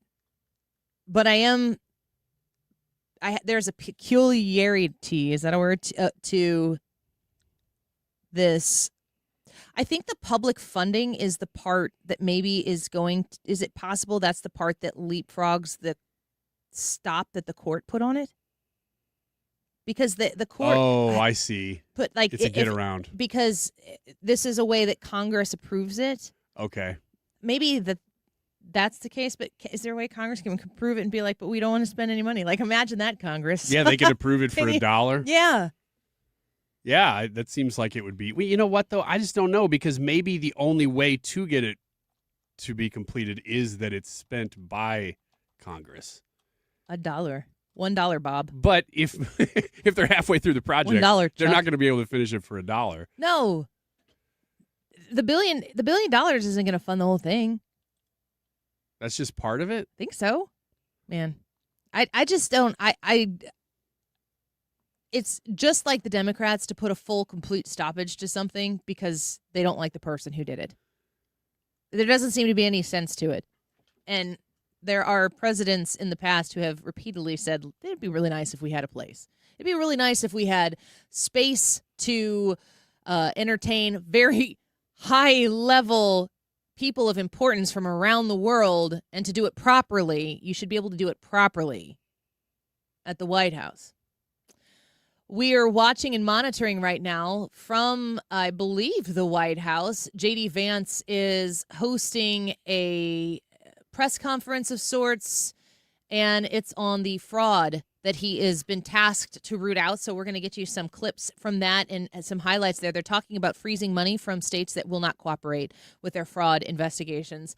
I saw California mentioned. I'm waiting to see Illinois be mentioned. I imagine that they are going to be. So we'll get you the update, the latest on that. But when we return, Congressman Eric Burlison is joining us on the show. You know how there's all these things, these kind of like shiny objects that get our attention, aliens certainly being one of them. And Congressman Eric Burlison certainly is the man to talk about the disclosure that happened last Friday and more to come. But in the meantime, you do have Congressman Eric Burlison, who is trying to get some things done to bring affordability back into the chat. And we will bring Congressman Burlison into our chat next here on the Annie Frey Show. Don't go away. We've seen all kinds of clogs, so remember the rule. Only flush 3 things. Number 1, number 2, and toilet paper. What about my dinosaurs? No? My monster truck? Nope. What about... If it's not the big 3, don't flush it. But if someone does flush a dinosaur... Call Grasser. We clear the clog and get things moving again. Green is always Grasser at GrasserHomeservices.com. When it comes to planning your retirement, there's a lot to think about. Portfolio management, tax planning, and retirement income just to get started. Steve All and his team at the All Financial Group focus on those things and more. Their goal is to help you achieve your goals. Call 636-230-8824 or online, yourmoneymattersstl.com. Investment advisory products and services made available through Impact Partnership Wealth, LLC, IPW, a registered investment advisor. Insurance and annuities offered through Steve All, NPN number 153-07419. Finding great candidates to hire can be like, well, trying to find a needle in a haystack. Sure, you can post your job to some job board, but then all you can do is hope the right person comes along, which is why you should try ZipRecruiter for free at ZipRecruiter.com/radio. ZipRecruiter doesn't depend on candidates finding you. It finds them for you. Its powerful technology identifies people with the right experience and actively invites them to apply to your job. You get qualified candidates fast. So while other companies might deliver a lot of hay, ZipRecruiter finds you what you're looking for. The needle in the haystack. See why 4 out of 5 employers who post a job on ZipRecruiter get a quality candidate within the first day. ZipRecruiter, the smartest way to hire. And right now, you can try ZipRecruiter for free. That's right, free at ZipRecruiter.com/radio. That's ZipRecruiter.com/radio. ZipRecruiter.com/radio. ZipRecruiter. Coming up next on the Annie Frey Show, it's Representative Eric Burlison. It is 1:33 now. This time check is sponsored by Jerry Kelly Heating, Air Conditioning, Electrical, and Plumbing. It's time for a $98 AC tune-up. For details and a list of all station contest rules, visit www.971talk.com/rules. Consistently right. It's a ritual. 97.1 FM Talk. St. Louis Conservative.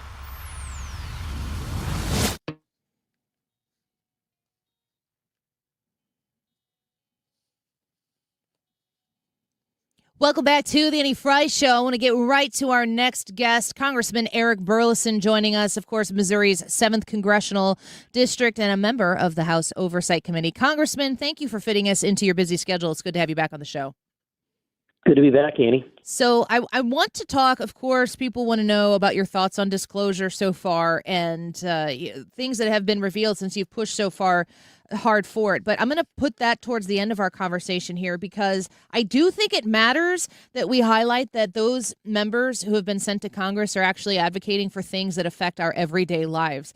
And right now, Congressman, I'm telling you, it's not very affordable to go from morning to night, living our lives, of course, at the gas pump, people who are trying to make ends meet. There are some things that are making it difficult for Americans, for Missourians to go about their day. And you've got a couple things right now in the mix that are in tune with this day-to-day existence that often gets overlooked. And I wanted to give you the opportunity to talk about it first and foremost about the Great American Healthcare Plan, because we always hear about how Obamacare sucks and how healthcare is unaffordable, but very rarely do we hear people presenting solutions, and you've got one. Yeah, so this is a compilation of all the best, this is like the best of the healthcare bills that we've seen over the last few years. And my team just we kind of tried to figure out how do we dovetail the best of these things together into one comprehensive solution that works as a whole. And that's what the Great American Healthcare Plan is. It's returning healthcare back to a free market, returning choice back to patients. Instead of your company deciding which insurance you're going to have or which hospitals are in your network or doctors are in your network, you get to decide all of that.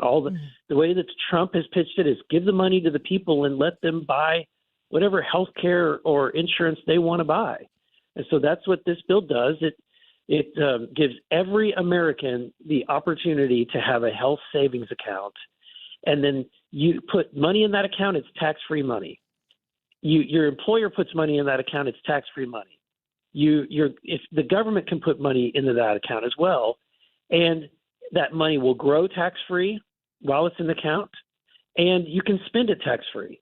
And what you can spend it on are things like health insurance premiums with the insurance company you want to do business with. You can pay direct primary care. You can pay for a gym membership to stay healthy as opposed to just being insured. So we really open up the options as far as what you can do in the healthcare space to spend this. Basically, if it exists, we want you to be able to compete and for companies to compete for your dollars and offer great products at a great price. And that's what we need to return to in healthcare. We're speaking with Congressman Eric Burlison about the Great American Healthcare Plan. I'm thinking of two entities that I don't feel are competing for my business. They feel like they're pretty entitled to my business by way of choices that are made for me in insurance companies that I use for myself, for my family. My husband's on a different plan than I am because our employers are, both offering plans. So we're on the respective ones there. But then also, of course, medical care.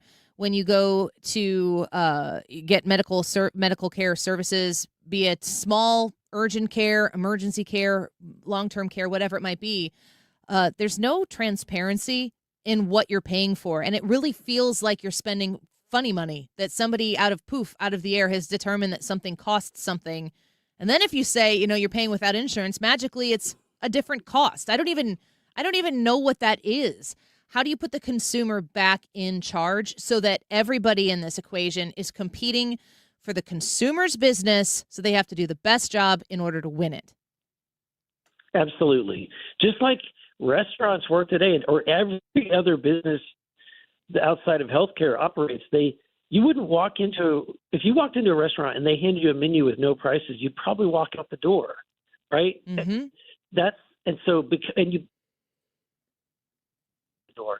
If government ran, the restaurant industry like we do healthcare, they would be telling you this is the only restaurant that you're allowed to go to, and this is the time slot that you're allowed to be in. You would not have any choice. They would even tell you what waiter you get to have or what cook.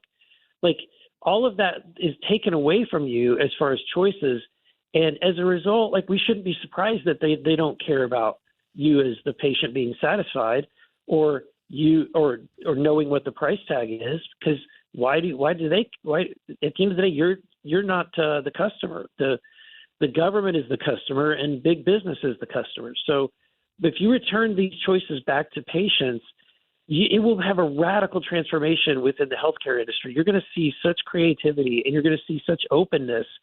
It'll be shocking to people how great healthcare could be if we just return choice back to patients.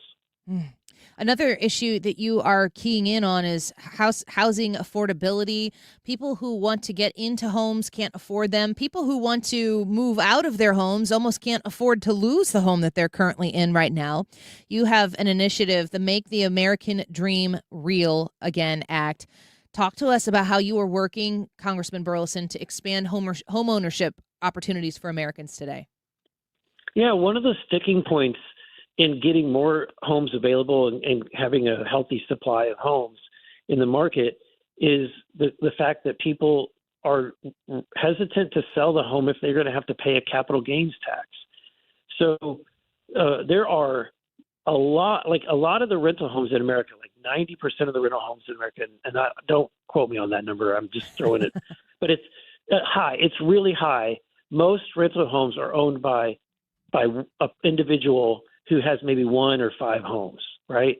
It's not like these the corporate ownership of rental homes is very small as a percentage of the market.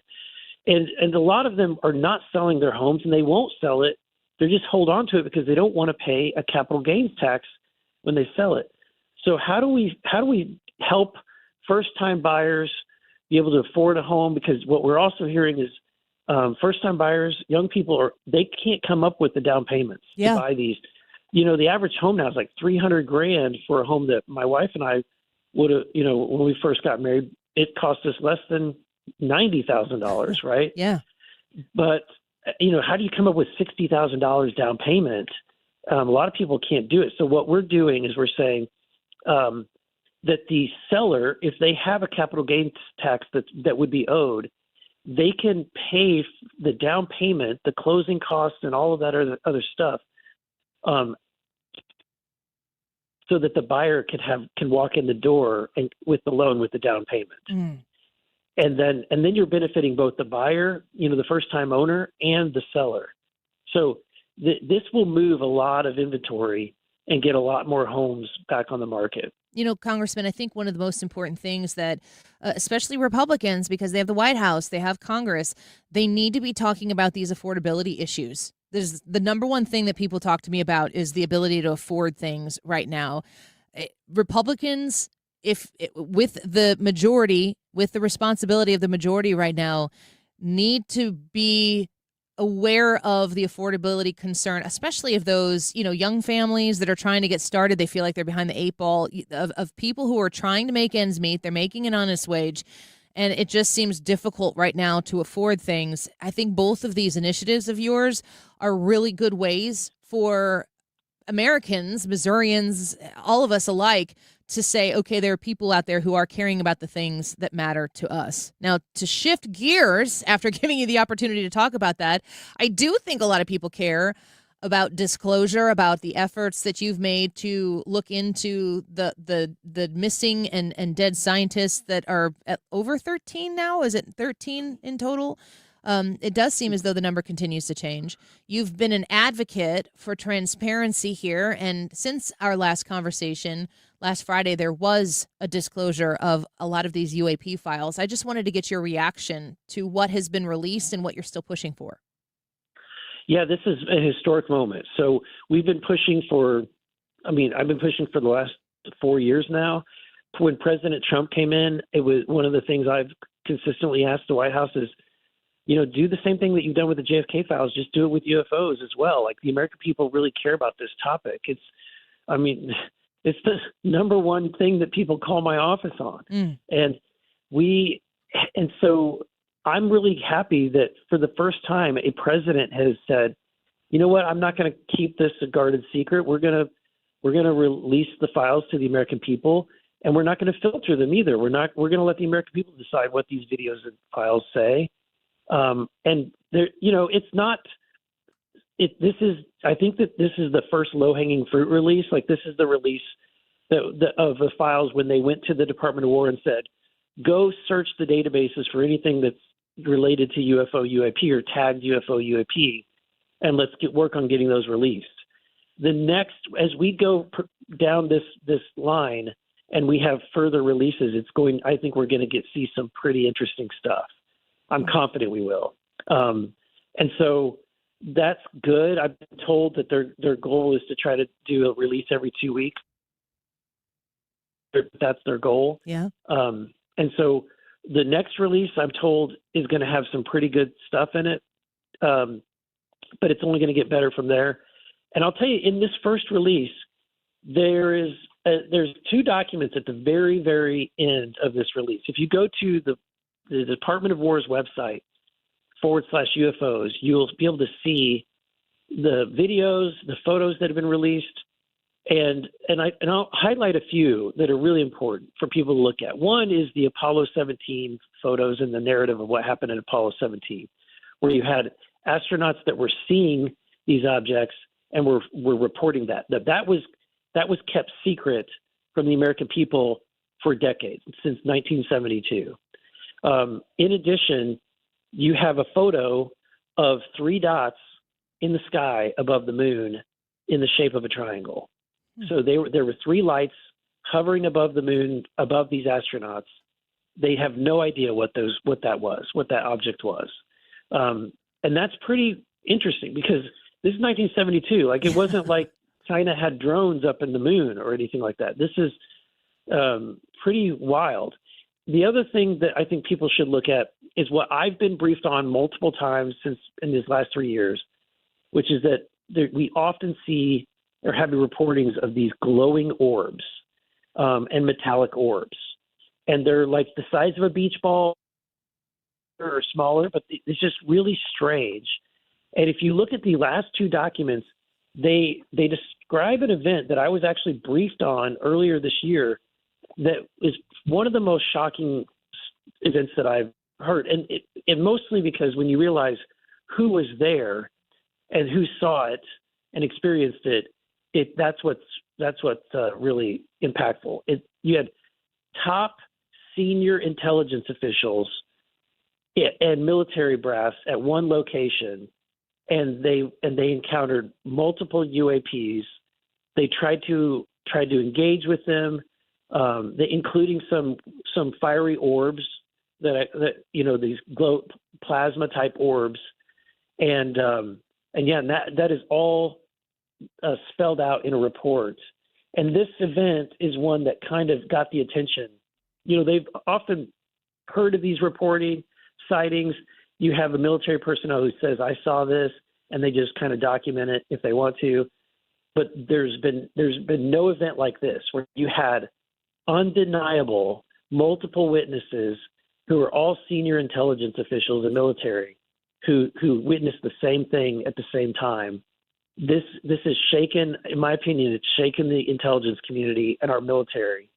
And this is why everyone's moving with such speed and attention to this to try to quickly get to the bottom of what's going on. Yeah, it's incredible. I don't have much time left here with you, Congressman, but I do want to ask you to clarify. There was a lot of hubbub, and I knew you were spending time with family last week, and I resisted the urge to bother you about it. But there was discussion about government officials assembling theologians and suggesting that somehow or another there was a religious implication here.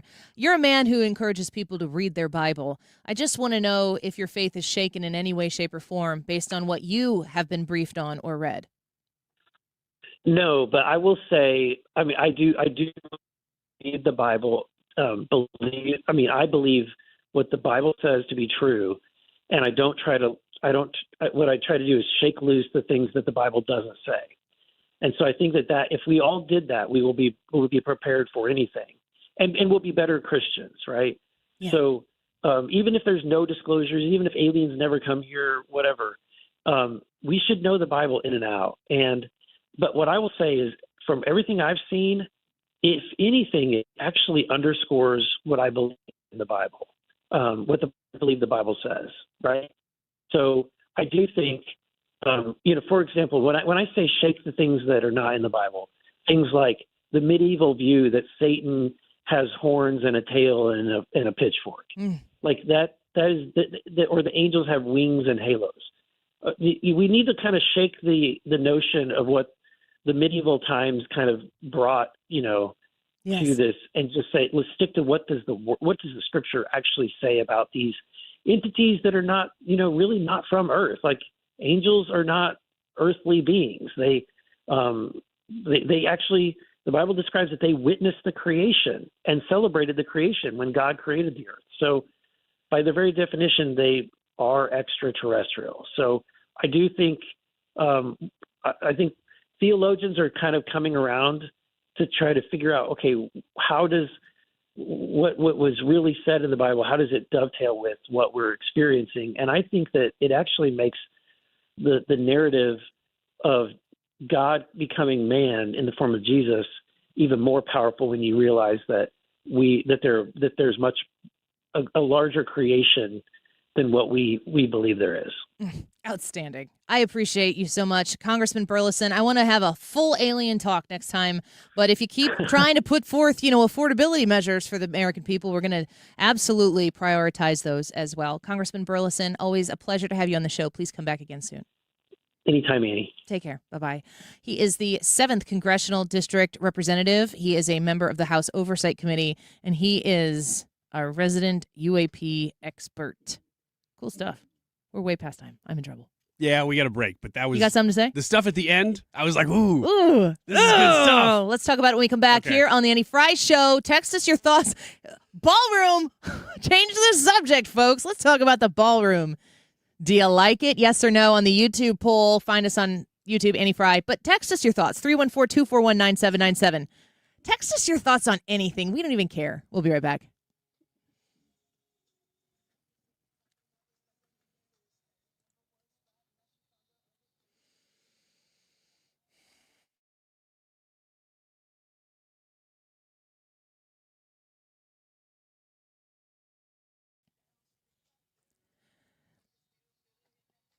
I hope you guys are having a great time with these comedians coming through the Funny Bone, both locations at the streets of St. Charles and also the Westport Funny Bone. We've got Rich Voss and John Gasper coming to town. Rich Voss will be appearing at the streets of St. Charles Funny Bone this Friday and Saturday. He is a recurring guest on the Gutfeld Show. And do we know if we're having either of these people in the studio yet? Yeah, he's going to be in on Friday. On Friday. Okay. This Friday. This is going to be fantastic. At Westport Funny Bone this Thursday through Sunday, John Gasper is going to be there. He's a regular at Zany's and the Laugh Factory. He is high energy. And the Funny Bone, man, this is such a fun date night. If you've been looking to do something new, different, something you haven't done before, but it's not like too crazy out there, go get an incredible meal and go to the Funny Bone and enjoy the evening. And let us know how you liked it. Let us know which comedians you loved and everything that you experienced. We want to hear from you as well. We are excited to be having them come through our studio. You can go to stlewisfunnybone.com. That's stlewisfunnybone.com. Hey, it's Annie. Grab your clubs and head to Tamarack Golf Course on Friday, May 22nd for the St. Clair County Republicans annual golf tournament. Shotgun start, 18 holes, cards, contest, lunch, and great prizes. Learn more at 971talk.com/events. Imagine this, a summer evening, relaxing under a beautiful porch overhang, hosting your friends on a composite deck, or enjoying a bug-free breeze in a screened room. That sounds dreamy, right? Hi, it's Kim, and that dream can be your reality with Lakeside Renovation and Design because they specialize in creating outdoor spaces that make your backyard the go-to spot for family and friends. And with their attention to detail and the high-quality materials they use, you'll have a space that lasts for years. Visit lakesiderd.com today to get started on your outdoor oasis. According to MasterCard, nearly half of small businesses have been a victim of a cyber attack. As cybercrime escalates, ThrottleNet is calling on businesses to strengthen their security posture by taking a free online IT security audit right from your desk. This 3-minute online assessment provides an immediate score to see security gaps and vulnerabilities in your network. For 26 years, ThrottleNet has supported your business IT everything right here in St. Louis. In fact, no client of ThrottleNet has ever paid a ransom. So visit throttlenet.com/971 to take the free assessment today. Men, if you're suffering from erectile dysfunction or PE, you're not alone. Most importantly, you don't have to live with it. Paramount Men's Medical Center restores men's sex lives in just one visit. Their painless breakthrough treatments eliminate ED and PE, even when Viagra and Cialis don't work. Here's Dr. Simovitz, specialist in men's health. Paramount Men's Medical Center's painless breakthrough treatments eliminate ED and PE, regardless of age or medical history. 98% of patients see instant results right in the office. Men are now lasting longer than they ever imagined. And the best part, at Paramount Men's Medical Center, your consultation and first treatment are free. Qualified patients even get their testosterone checked free. Call 314-887-4333. 314-887-4333. Take control of your sex life. Call now. 314-887-4333. You're listening to The Annie Frey Show on 97.1 FM Talk, St. Louis Conservative. Never made it as a wise man. I couldn't cut it.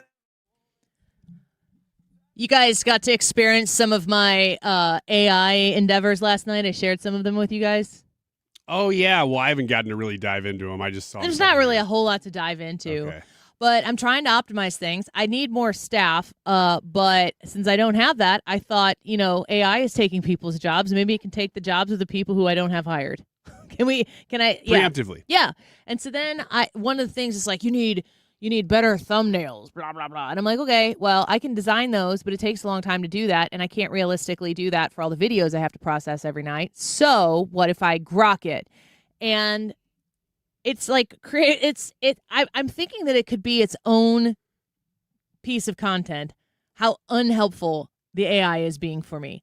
Because I want it to be 1,280 pixels wide by 720 pixels tall. That is a 16:9 ratio. That is a standard issue web thumbnail. And it won't do it. And I'm like, I got hostile with it last night. I'm like, what are you doing? That's not 12. And it'll be like, I'm so sorry. You're right. We've really locked it in, and it gives me it in the exact same size. It's like a square. Yeah. Oh, yeah. Or tall or vertical. And the reason I'm sending you guys these last night is I didn't really express my rage that I was experiencing while I was going through this. But it's one of the things. It's like you need to have your reactive face in order to pull people in. I'm like, I want to be like, people aren't that stupid, but apparently it does help. When I've done it, it does help. But at the same time, it will put my reactive face on there that it AI generates from a still, and then it puts the headline right over my face. Like you could just see the bottom of my nose and my mouth. And I'm like, I actually love that. It's so stupid. My mouth looks like it's shocked. Just use it. And it's like, Spencer Pratt saves L.A., Annie's infatuated. And I'm going, oh. It's just your mouth. But it's just my mouth. AI is not coming for your jobs yet, folks. Heck It no. might be around the corner, but most of us are safe for the minute. We'll be right back.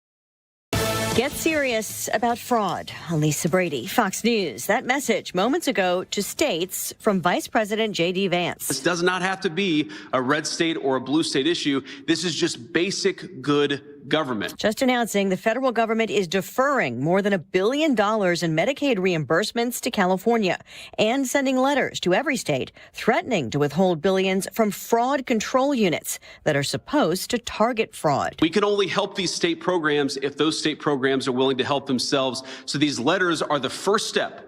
The first effort to try to force these states to get serious about prosecuting fraud. Medicaid and Medicare Administrator Dr. Mehmet Oz just announcing that 800 hospices believed to be fraudulent are now suspended in the Los Angeles area. And there's a new nationwide moratorium on all new hospices as fraud investigations continue.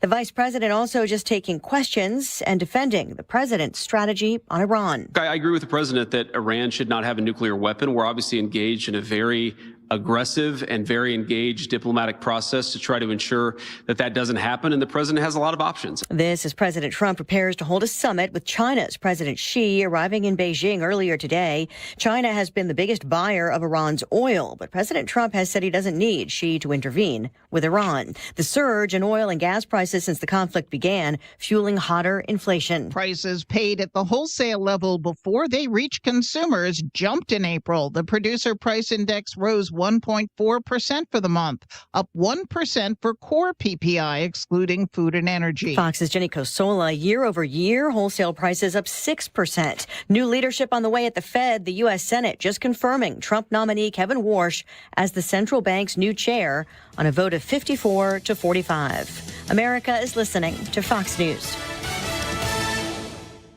This is a special alert to all Americans who own a vehicle with less than 200,000 miles with an auto warranty about to expire or with no warranty coverage at all. Due to a decline in the economy, CarShield is announcing a low-cost month-to-month vehicle protection plan that is now available to the public to save any driver out-of-pocket expenses on future auto repairs. Call now to find out how you can pay almost nothing for covered auto repairs. Yes, you heard that correctly. Pay almost nothing for covered auto repairs. An open phone line has been established for all drivers to call for a free quick quote. Call 800-983-2077 now. Drivers who are covered will not have to pay for covered repairs again. This protection plan is at an all-time low. Additionally, drivers who activate this vehicle protection today will also receive free roadside assistance, free towing, and car rental options at no additional cost. Call us for your free quick quote today. 800-983-2077. That's 800-983-2077. What do you have to lose? Call 800-983-2077. Again, 800-983-2077.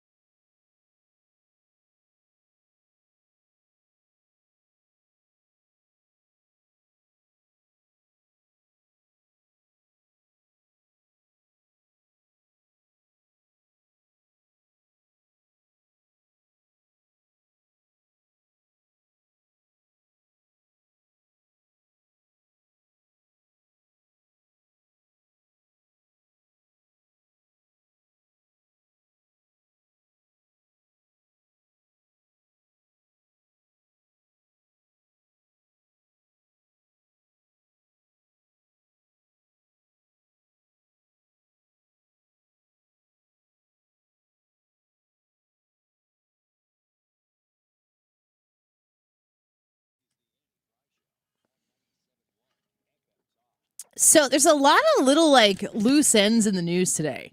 I don't know if you've yesterday we said, hey, did Trump win the 2020 election? And today it's like, hey, where'd COVID come from?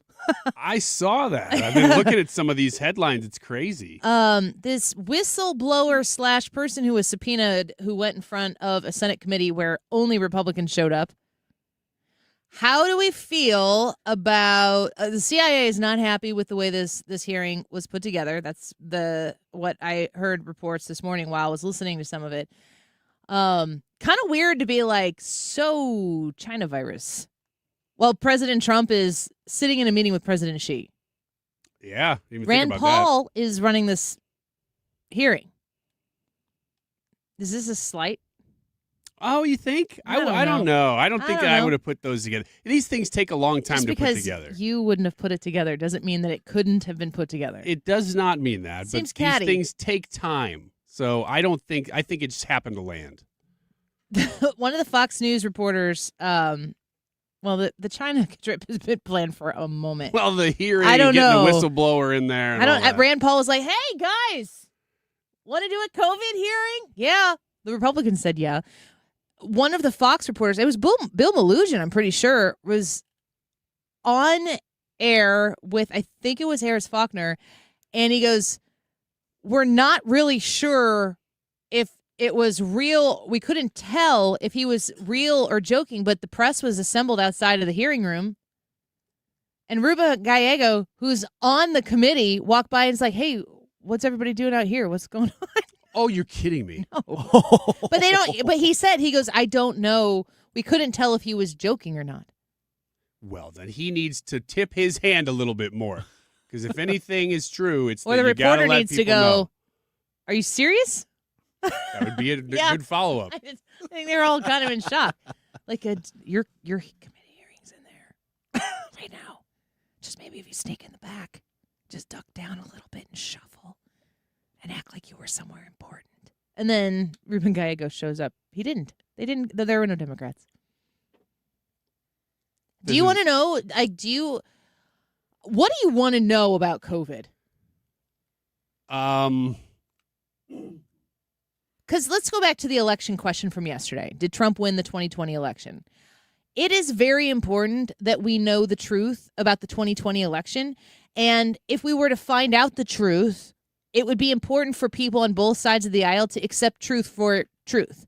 Not that it wasn't as bad as you thought it was going to be, or it wasn't as secure as you thought it was going to be. Whatever the truth is, shall it be exposed? People need to understand that truth needs to exist on its own, and that we should have thoughts that come after the facts, not before, and then you just hope and pray that the facts subsidize your predetermined thought, and then you choose in a buffet fashion to pick up the facts that do make you feel like you were right the whole time. We need to not be that way, and you'd have to have real journalism in order to get back to, assuming that existed before. But the truth of the 2020 election would make Americans, one of two things, feel more secure about the election system, or be able to identify where it's unsecure, where it's unsecure, so that we could fortify it, so we could trust our election systems. That's why we need to investigate, to put to bed fears and concerns that people have about the safety and security of future elections. Because you're not going to undo 2020. You can't undo it. It's over. It's done. Donald Trump got his second term. What happens in 2028 and every election beyond? COVID. Does it... Somebody could make the case to me, certainly. Does it matter if it came out of a lab in China? I think it matters because I want to know what's real and true. I think for me, the real true concern is the way with which the government put a stranglehold on your very existence incredibly easily. What did they stand on that was real? What did they stand on that was fabricated? What was that? What did they stand on that was manifested in order to have that much power over your life? And how do we make sure that it never happens again when it's not completely and totally rooted in transparent, abject truth? Okay, so I feel like all of that, including that we know that it was from a lab in Wuhan, we know that it was then treated as a much, much bigger deal than it was, especially in terms of overall deaths. The way the government reacted, exactly what you just said, that they had this massive overreach in a time when they shouldn't have, just because of emergency overrides of our Constitution in a lot of ways. So I feel like we know all that, though. So this guy coming out today and saying the big headline has been that he said the CIA knew that it was a lab leak, And they decided not to publicize that because of Dr. Fauci. He said not to do it. That's the big headline. That doesn't really shock me, though. All of that, we know. We know this. We've talked about this for 6 years. What I would like to know, if somebody could just come along and give a truth serum and say, here you go. Now everybody knows the truth about COVID is. What I would like to know is there veracity and how much is there to it, to the heart problems with the vaccines? Because I still think that's an issue that we don't know. You want to know what kind of side effects actually are tied to the vaccine. There's a lot of internet stuff out there about not just the heart problems, but the blood clots that they pull out of people's veins and stuff. Is that overblown? Is that real? I want to know how much that's happening, and is that directly a result of the vaccine? That's what I would like to know about COVID at this stage. Isn't it amazing that all of these things feel like they could both be simultaneously completely true and suppressed for big pharma or big government or deep state or whatever it might be? All of it could be true, and there's a whole bunch of reasons why you could believe that somebody would want to keep it quiet, or it could be crazy internet talk. Completely. That's why you don't know. You just don't know.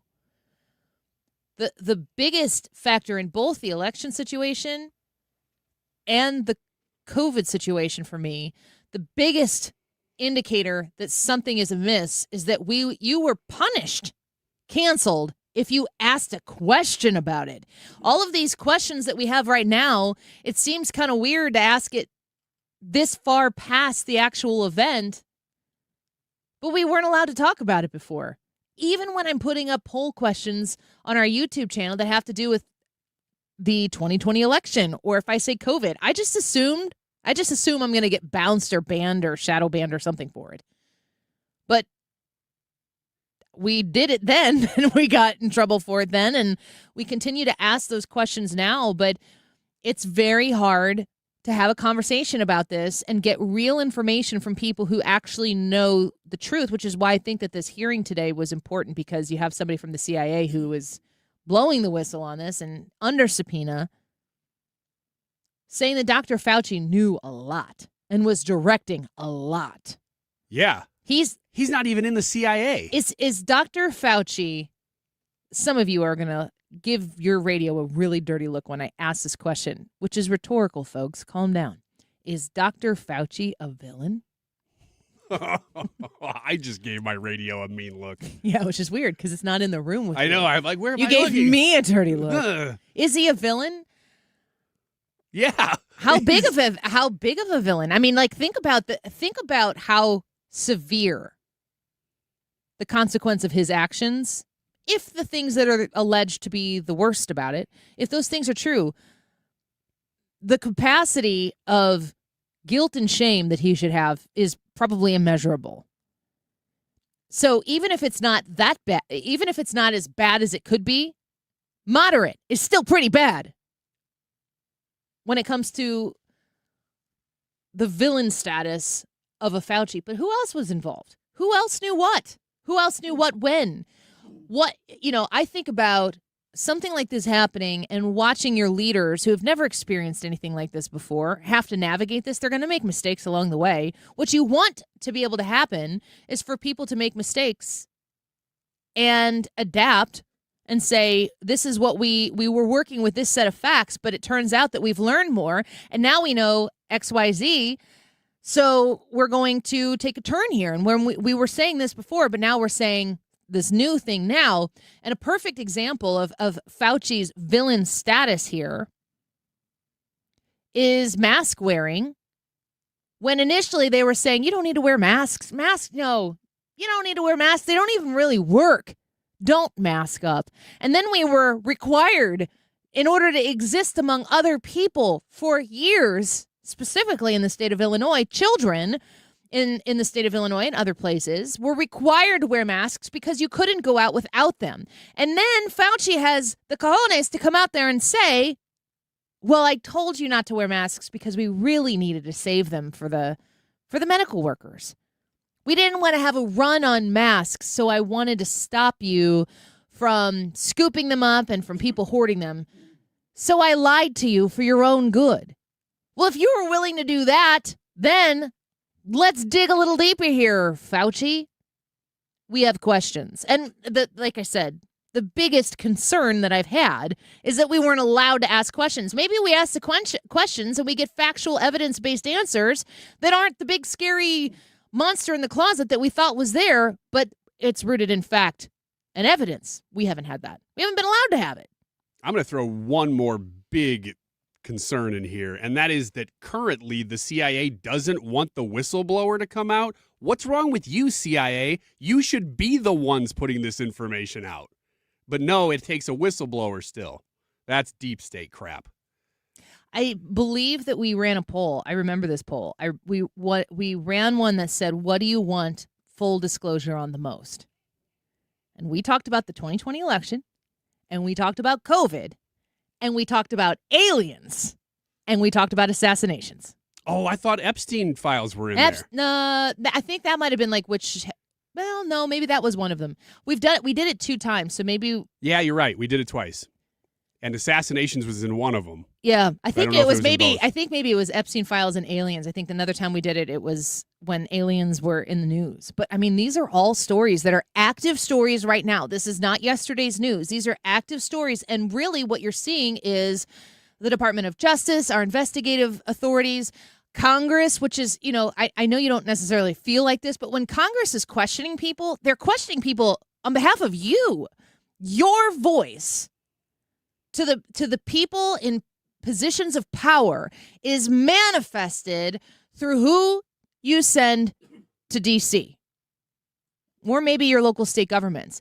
And they are asking those questions right now. You need to hold those elected officials accountable as well to make sure that they continue to press upon those areas where you want more transparency, where you want more answers.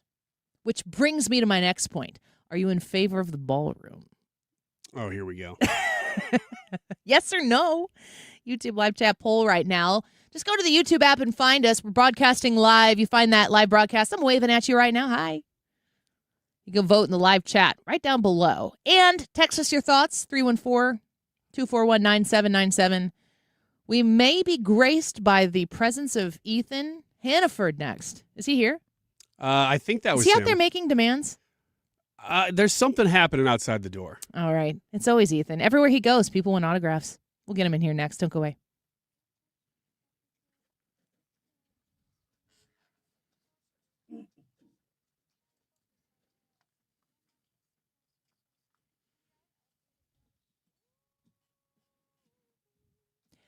Home Shield Foundation Repairs.com. My friends at Home Shield understand foundations, and we all kind of understand that idea of a firm foundation, do we not?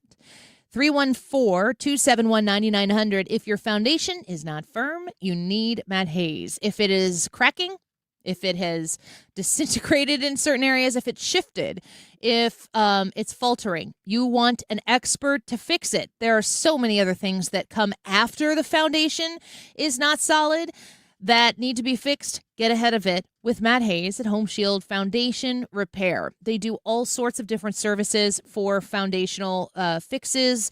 We're talking about uneven concrete outside. We're talking about water leaking into your basement when it rains or when the water table gets too high. Get ahead of it with an expert, a local business, Home Shield Foundation Repair. Call Matt Hayes at 314-271-9900, online at homeshieldfoundationrepairs.com. When you're hiring, have you ever felt like you're missing out on meeting truly great candidates for your roles? It seems impossible to find them, but they have to be out there somewhere, right?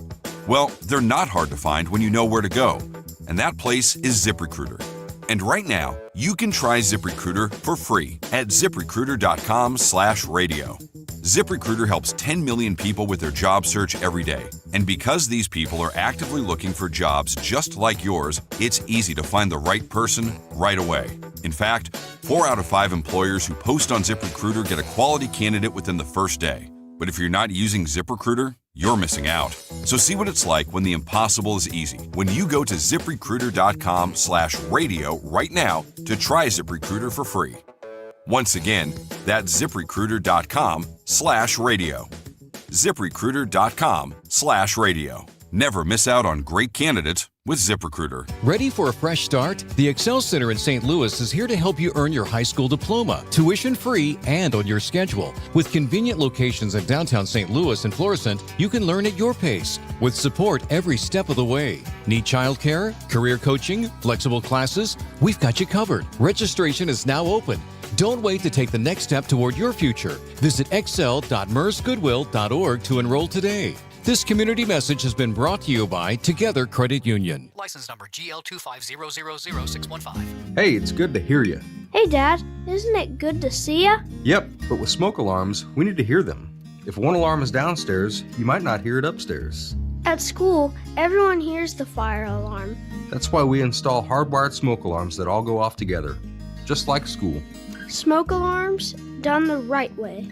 Green is always Grasser at GrasserHomeservices.com. Don't let tax refund worries hold you back. File now with TurboTax on Intuit Credit Karma. They'll find every credit and deduction to help you get every refund dollar you deserve, or your money back. Start filing today in the Credit Karma app. The Annie Frey Show is St. Louis conservative. This segment of the Annie Frey Show is sponsored by All Financial. Hold up. Check it out.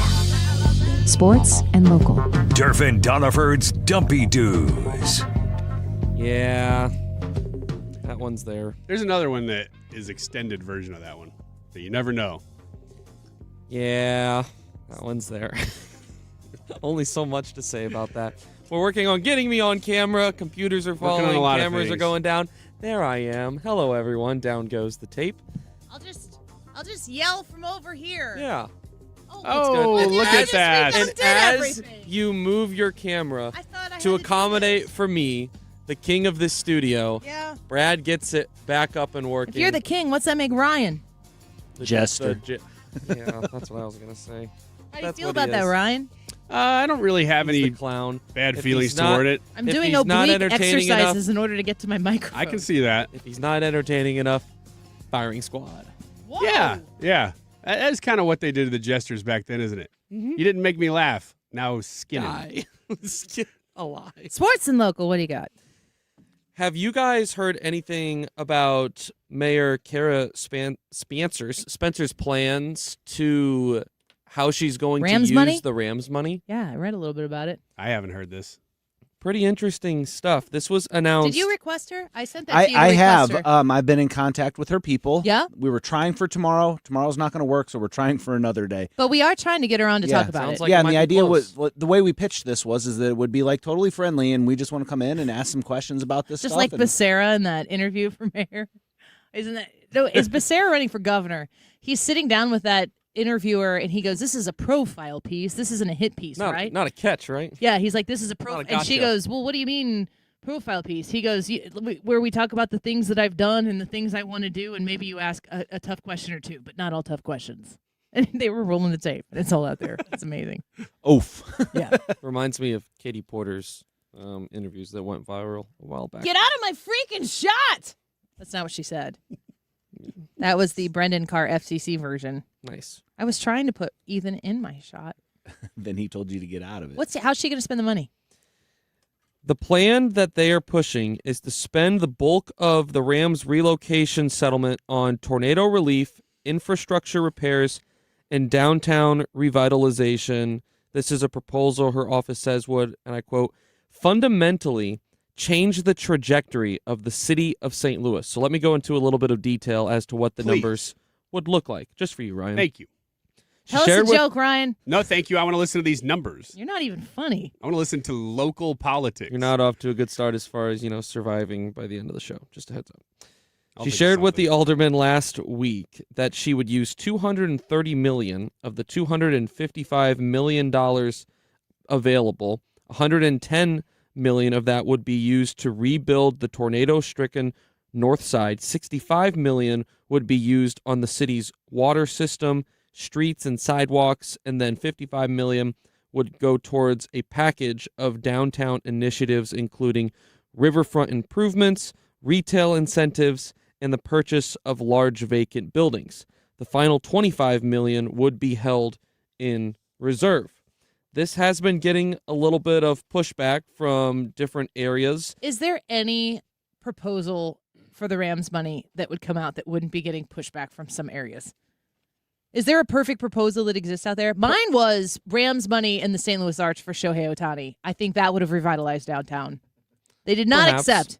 They did not indeed accept. The main thing that I've been seeing is that... Why are you laughing? Just because you're supposed to tell the jokes, not just sit there and chuckle to yourself. You're the worst jester ever. She's just saying, I want to fix the water system and some roads. Let's fix up the vacant buildings. People are like, this is ridiculous. And add cops, I think. Maybe I'm wrong, but I thought that the Rams settlement money was, and maybe this says of the $255 million available, maybe they only made a certain amount of it available. But that settlement was for like $800 million. They didn't get all of it in the city, though.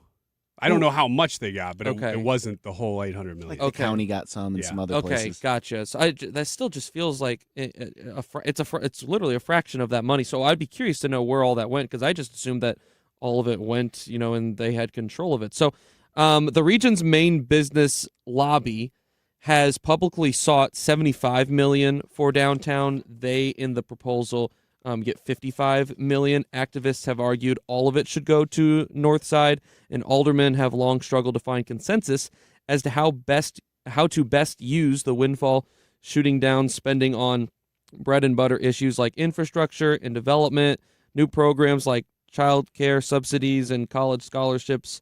In interviews last week, they were quick to point out that the bill is not final. Tom Oldenburg of St. Louis Hills said he would like to see more money dedicated to downtown. He noted the business leaders have previously pledged to match the city's investment in the city center with private dollars, and said he'd been assured they would do so again. So why wouldn't you maximize that? That's the question Flood the that zone he is with asking. Police and security. Maybe police red lights. to make sure that it's not the Thunderdome when you're driving downtown. And then incentivize the heck out of some businesses to come to St. Louis.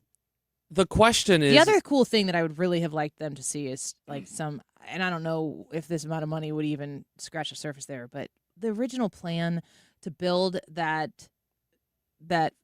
new stadium on the river, that was going to bring so much life to an area that is so underserved. I would really love it if the Mississippi riverfront under the St. Louis Arch and down the St. Louis Arch was, the next wonder of the world. Something to marvel at. Something where you could go to St. Louis and it'd be like a Midwestern Las Vegas, Atlantic City, just like a destination for tourism for a certain kind of entertainment where people wanted to come be here.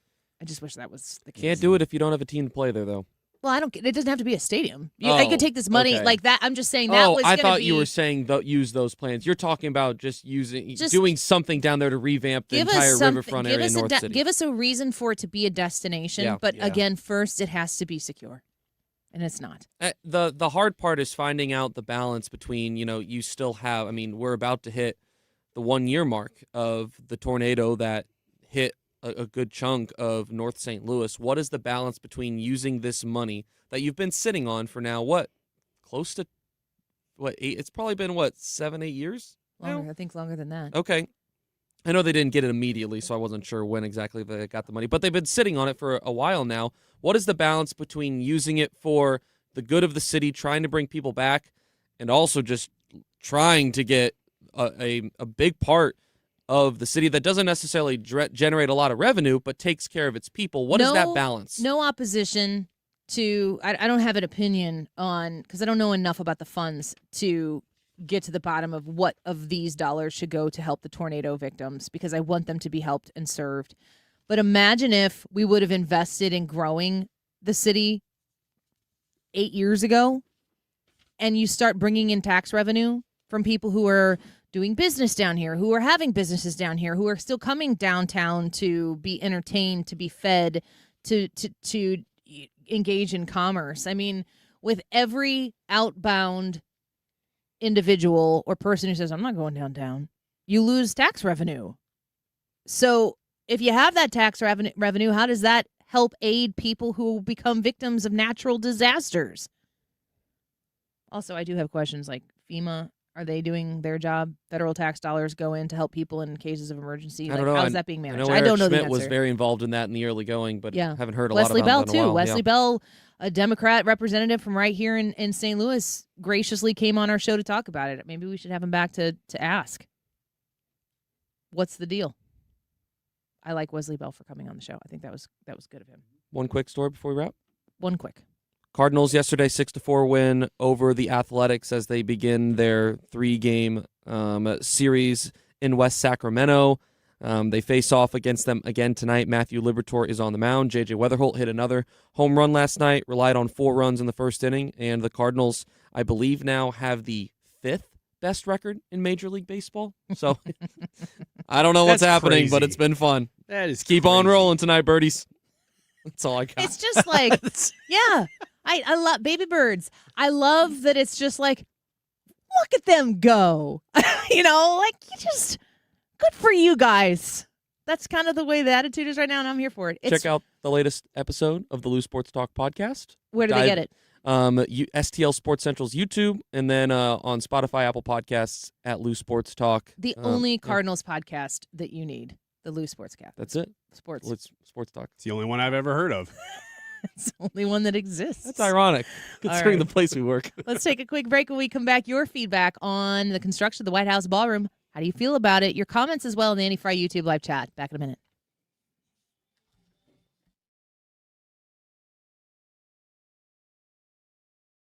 Hi, I'm Dr. Mary Claire Haver, a board-certified OBGYN and menopause specialist. My new podcast, Unpaused, is the place for bold, unfiltered conversations about what it really takes for women to thrive in the second half of life. Every week, I sit down with medical experts, cultural icons, and powerhouse women to talk about what really matters. New episodes drop every Tuesday. Listen to and follow Unpaused with me, Dr. Mary Claire Haver, available now wherever you get your podcasts. Hi, I'm Chuck McDowell, the timeshare cancellation guy and founder of Wesley Financial Group, and I want to set the record straight. I am not an attorney. I've never wanted to be an attorney, and the truth is I really don't even like attorneys. If I sound like an attorney, I'll apologize. But what I've learned in my 15 years in the timeshare cancellation business is you don't need to be an attorney to get folks out of their timeshare.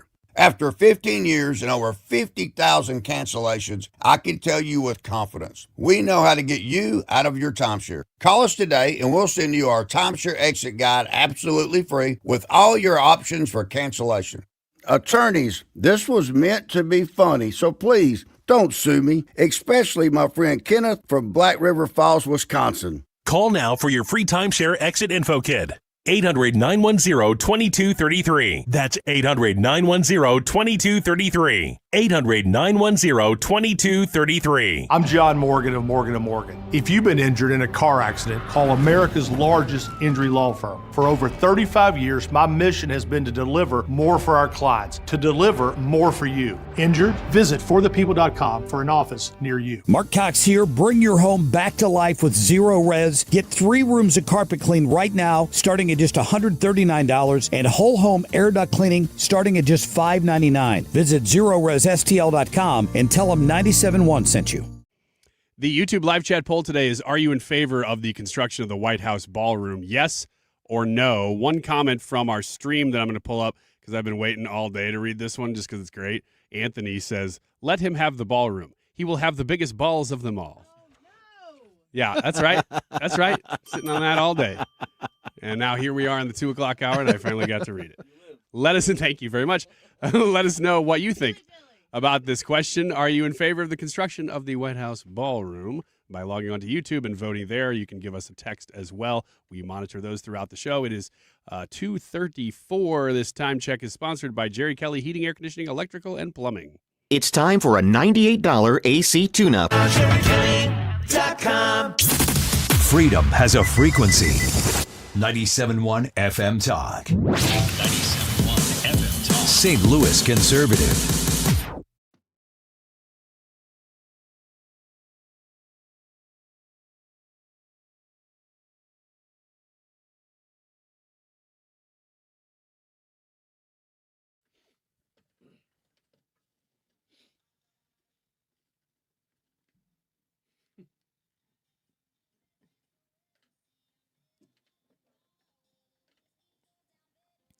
We'll talk more about this later, but Miranda Lambert headlining July 4th. We'll talk more. I didn't even plan that. Miranda Lambert, that's home of the Throwed Rolls. No. No. It is close, though. No. Guys, I Bad apologize gesture. for him. Bad gesture. Why are you apologizing? Are you responsible I just for him? feel like I have some sort of responsibility. There should be something that I could do to keep him he under feels as though he's responsible for you. They could throw the rolls farther at a Miranda Lambert concert if there weren't so many flags in there. It feels like a really obvious sponsor opportunity. What if at her concert in St. Louis that we'll talk about another time? Guys, I figured it out. I just turned his mic off. And I said it and he couldn't hear me. Brilliant. I do think that would be great. I'd go to the concert. Ethan has another story, and he was talking to us about it, and I saw that Ryan Lochte was trending, and I don't know. Ryan Lochte, we were talking on the air the other day, you guys were wondering about if a guy's attractiveness allows them to get away with a little bit more when they're hitting on you, and Ryan Lochte is a good example of a guy to me, and this is just a total, surface level judgment. When he and Phelps were both swimming at the same time, right? Mm-hmm. Yes. Did they swim, overlapped. Did they swim the same races? Some of them, yeah. Some of them? Mm-hmm. I mean, it's hard to be as good as Ryan Lochte is when Phelps is swimming. Ryan Lochte is one of the greatest, not only American swimmers, but swimmers in world history. He was party bro, wasn't he? I feel like the lasting impression I have of Ryan Lochte is that he was insufferable. Well, you remember there was is that accurate? There was a couple, or was that just my vibe? He was very into himself, jamming out to Linkin Park. Kind of a guy. He was the young shiny toy when. Excuse me. When Phelps was getting towards the later stages of his career, everyone thought, "Oh, Ryan Lochte's going to be the one that takes over, and he's going to literally it's going to be the changing of the guard." That's what it felt like. He's trending. So I'm going through just to see what other topics I might get ahead of or see what's going on there. I'm like, Ryan Lochte, and I was like, scroll on. And then Ethan's about ready to leave here. He's like, did you see this Ryan Lochte story? He is going to be joining the Missouri State University swim team as an assistant coach. It's a local story. And women's programs. As an assistant coach? An assistant. Who does he have to listen to? 6-time Olympic gold medalist, 41 years old now, one of the most decorated swimmers in U.S. history, 12 Olympic medals across 4 games. Only Michael Phelps and Katie Ledecky have won more Olympic swimming medals, just to give you an idea of he should have swam with the women. He is. Oh, yikes. Yeah, win more medals. Wouldn't even know who Katie Ledecky is. Despite earning well over $1 million a year at his peak, he lost nearly all of his career earnings. He made public in 2019, and then more recently he narrowly avoided an eviction fight over unpaid fees at his Florida home. He had to sell 3 of his gold medals. Oh, that's so sad, dude. What did he do? How did he lose his money? That part I am not aware of. I assume that if you're an Olympian, I mean, is there a lot of money in swimming? I would assume it's just all endorsements. That's what I would imagine. Get sponsorships and endorsements. I wonder what NIL would have done for him back in the day. I'm going to just go out and say that I think it's cool that he's doing this, that he is this would be very difficult to go through publicly, to have to sell your gold medals. I don't know. It's a sobering spot to be in. I'm more of a Ryan Lochte fan today than I might have been back then. How much is he making at Missouri State? $30,000 a year. That's probably not his only job, though. He will be paid $34.10 per hour, though apparently it's not on a full-time basis given the compensation. This contract includes incentives like $750 for a conference championship. You wonder about the connection to Missouri State. Why Missouri State? Well, his girlfriend, Molly, is a Springfield native, so I imagine that has part to do with it as well. He's talked about how the culture stands out to him about their program as well. So certainly a very random thing. You mentioned this was trending. It was sort of out of nowhere. It's like, why is this happening? And then you do a little more looking into it, and you're like, oh, this is really sad. But who knows? Like, this is a guy has obviously had to learn some tough lessons. He's been the high of highs and clearly has experienced some lows, and now he's going to be able to have an influence on the next generation. I think that could be cool. Most people experience these types of highs and lows, and if you're not Ryan Lochte and a gold medalist, and just very, very much so in the public eye, you don't have the benefit of the highs being so high, or the lows are or being in front of everyone super low just because you're a public figure. But I'm kind of rooting for a comeback story here that maybe when he returns, I don't know. Especially since he's here. He could just have his comeback right here. On our show, you're invited any time. Be You know what I would like? The new court jester in the Annie Frey Show? No. We might be needting one here pretty soon. Because what I need to know is if Ryan Lochte comes in, what does a swim coach do? Because in my head, coaching swimming. He goes faster! All right, guys, that's good swimming. You guys went pretty fast that time. Stroke harder! And then afterwards, you guys didn't swim as fast as I was hoping that time. Yeah. If they lost. Ryan, you know? could do that with literally any sport. Just because you don't understand swimming and you don't understand the intricacies of it makes it easier to joke about. That's my point, is that he could inform me. You want to know? I want to know, what does a swimming coach do? What if he comes in here and he goes, you know what you do is if they're not swimming fast enough, you go, come on, guys, let's swim a little faster. No. Maybe that's what the assistant coach does, and then the head coach is more like the details of like what you're. Yeah, the head coach comes along and goes, hey, you guys need to do more cupping. Let's get some boils on those skins. Is that what they are? Yep. Where do we go from here? I don't know. Like I said, a new court jester. Go find somebody. There's got to be somebody out. We're in the fancy part of the building. Go find someone out there who's funnier than Ryan. You want to see if Megan Lynch will do it? I'll take her. She's really nice. Let's go. All right. I'll give anything a try. You're in. Joke faster. All right. You got a comment from the text line? Real quick, here, I want to ask Ethan we have a lot leaves. of comments, but are you staying or are you going? Which topic? Do you have to go? I can stay for the end of the segment. Can you? Oh, but yeah, I know. It's like 60 seconds away. I was going to say, I will read the results of the poll today. Do you have a thought? Are you in favor of the construction of the White House Ballroom? I don't see why you wouldn't be. I mean, it feels like something that should have probably been implemented and built a long time ago.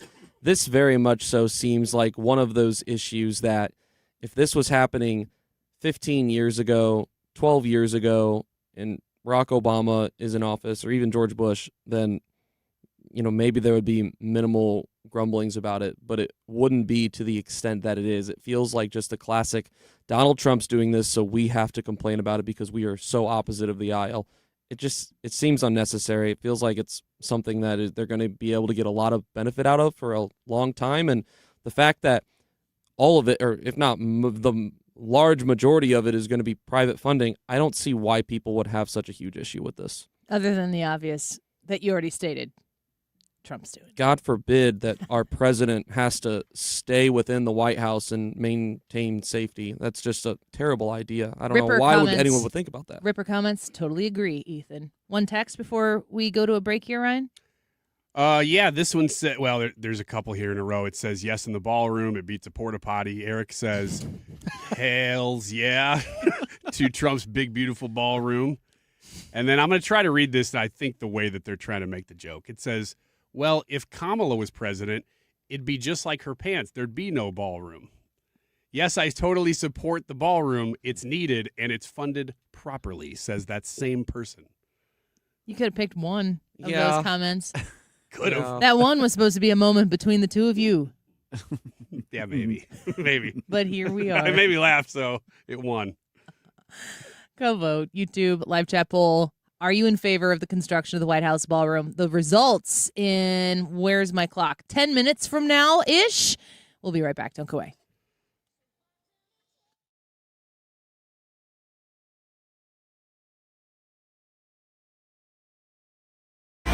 .1 FM Talk is proud to support the Guns N' Hoses First Responders Soccer Cup, May 30th at Worldwide Technology Soccer Park. Law enforcement battles firefighters and EMTs on the field, all for a great cause. 971talk.com/events. If you're the victim of a car accident or suffered a work injury in St. Louis, you want attorneys who live here and work here to handle your case.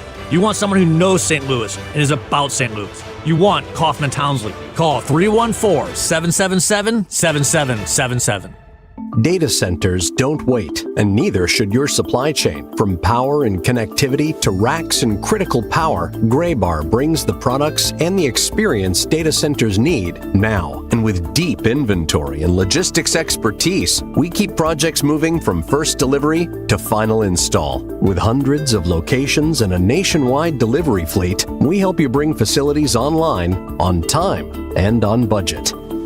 Yep. Graybar does that. Hey, it's Mark Reardon. If you're nearing retirement or already retired, call my friends Thomas Helbig and Bob Kershaw with the Retirement Advisory Group. They'll show you how linking to the market is much safer than owning the market for your retirement savings. They're the official financial advisors of my show. Go to retirementkey.com. Just a reminder to have your air conditioner checked for the summer so you don't have a mishap and it goes down in the hottest day of the year. But it's always best to have it done. Call us, and we'll be more than happy to come out there and check it for you. And like always, if you're having your furnace checked by another company and you are told that this is the year you need to replace it, call me for a second opinion. The 0% interest is still available on most brands. Save your cash and keep your credit cards open and away from those high rates. Call me. You'll be glad you did. Bart Inman, one easy number in Missouri and Illinois. The easiest. It is 314-293-2600. Or on the website, bartinman.com. Now that's Bart with a B, Inman with an I.com. God bless. Finding great candidates to hire can be like, well, trying to find a needle in a haystack. Sure, you can post your job to some job board, but then all you can do is hope the right person comes along, which is why you should try ZipRecruiter for free at ZipRecruiter.com/radio. ZipRecruiter doesn't depend on candidates finding you. It finds them for you. Its powerful technology identifies people with the right experience and actively invites them to apply to your job. You get qualified candidates fast. So while other companies might deliver a lot of hay, ZipRecruiter finds you what you're looking for. The needle in the haystack. See why 4 out of 5 employers who post a job on ZipRecruiter get a quality candidate within the first day. ZipRecruiter, the smartest way to hire. And right now, you can try ZipRecruiter for free. That's right, free at ZipRecruiter.com/radio. That's ZipRecruiter.com/radio. ZipRecruiter.com/radio. ZipRecruiter. This is the Annie Frey Show on 97.1 FM Talk, St. Louis Conservative.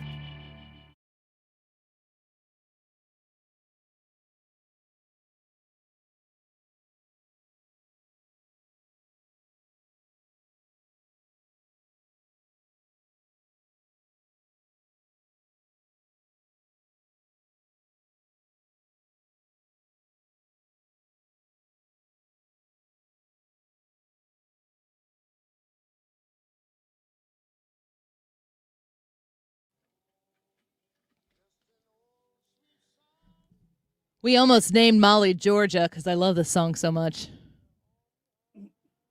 It's such a good song. Such a mood.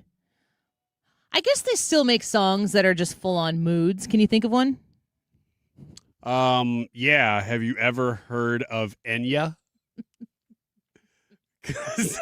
Whenever I sleep. That is a perfect example That's what I of where I to. just say something to Ryan, and I'm expecting something in between Enya and Beastie Boys. And I never know where it's going to go. Enya was real, though. Mm-hmm. Enya's a mood. Yeah. You know what I read recently about? Orinoco Flow or something? Orinoco Flow. You know what I read about Enya recently? What? It's like within the last week for no reason. Like, you know what I'm going to reading do? about I'm going to Enya. read up on Enya. Apparently, Where after is she? Is that her actual name? Yeah, I don't know if that's her like given name, but she lives out in rural Ireland. That tracks. And I thought you were going to say Wichita. No, she lives in a castle. Oh. And of course she does. Doesn't ever talk to anybody. She has her food delivered to her. She goes and gets it. She doesn't speak to a soul. Is she full on New Age Zen in her castle? Nobody knows. She could be dead. could be the dog doing It's it. just the food showing up that lets us know. Who knows? It's like a beagle going. "Bow, bow, bow, bow, bow, bow, bow." It better be one of those dogs that can howl well. Bow. Because those yappy ones, they can't do Enya. Man, that type of thing is a hit for like a week on the internet, and then it's the most annoying thing. But if you can really hit the virality of a stupid beagle singing Enya songs, I still listen to dogs barking jingle bells. There's every now something and then. there, I think. Anyway, that's the story of Enya. What was it with in the 90s? There was a new age vibe. Oh, by the way, passers-by of the castle sometimes say they can hear her playing the piano, but they just Shut up. presume that You it's are her. full of No, crap. I'm telling you the truth. That's what the No. article said. Some say on a cool night. That's what they said. They said she's a musician, so we assume that she's still playing Just music. echoing off the stone walls. But it's a really rural castle. It's not even easy Do you to remember get the to. New Age movement? I don't kind think of- that it ever left. No, it was it was trendy. It was like popular. Like when people had frosted tips and they were like, "I'm a Scorpio." Is that what you mean? I don't know. I don't think we're talking about the same thing. I'm talking like crystals. Yeah. And I mean, I think it's more, I don't know, maybe there's more mainstream now. I just remember it being kind of conflicting with Christianity. Oh, yeah. Yeah, Because definitely. it's a very yoga. Yes. And I mean, the way it entered in the moment. And Enya was part of that. There was a lot of Don't you dare bring Enya into this. you brought Enya into this. Enya's not any religion. I didn't say she was a deity. I was saying that there was a movement of New Age music and that type of culture that conflicted. It got so mainstream that people were like, easy now. Yeah. And they wanted to, this was back when it was still kind of the norm to be sort of Christian or Christian curious. Or say that you're spiritual instead of saying that you're Christian. Yes. Yeah, I get that. So I mean, that's where Phoebe comes from. Yeah, In that's true. Friends, That's Phoebe true. is. Stop moving. I'm trying to Okay. see you through this.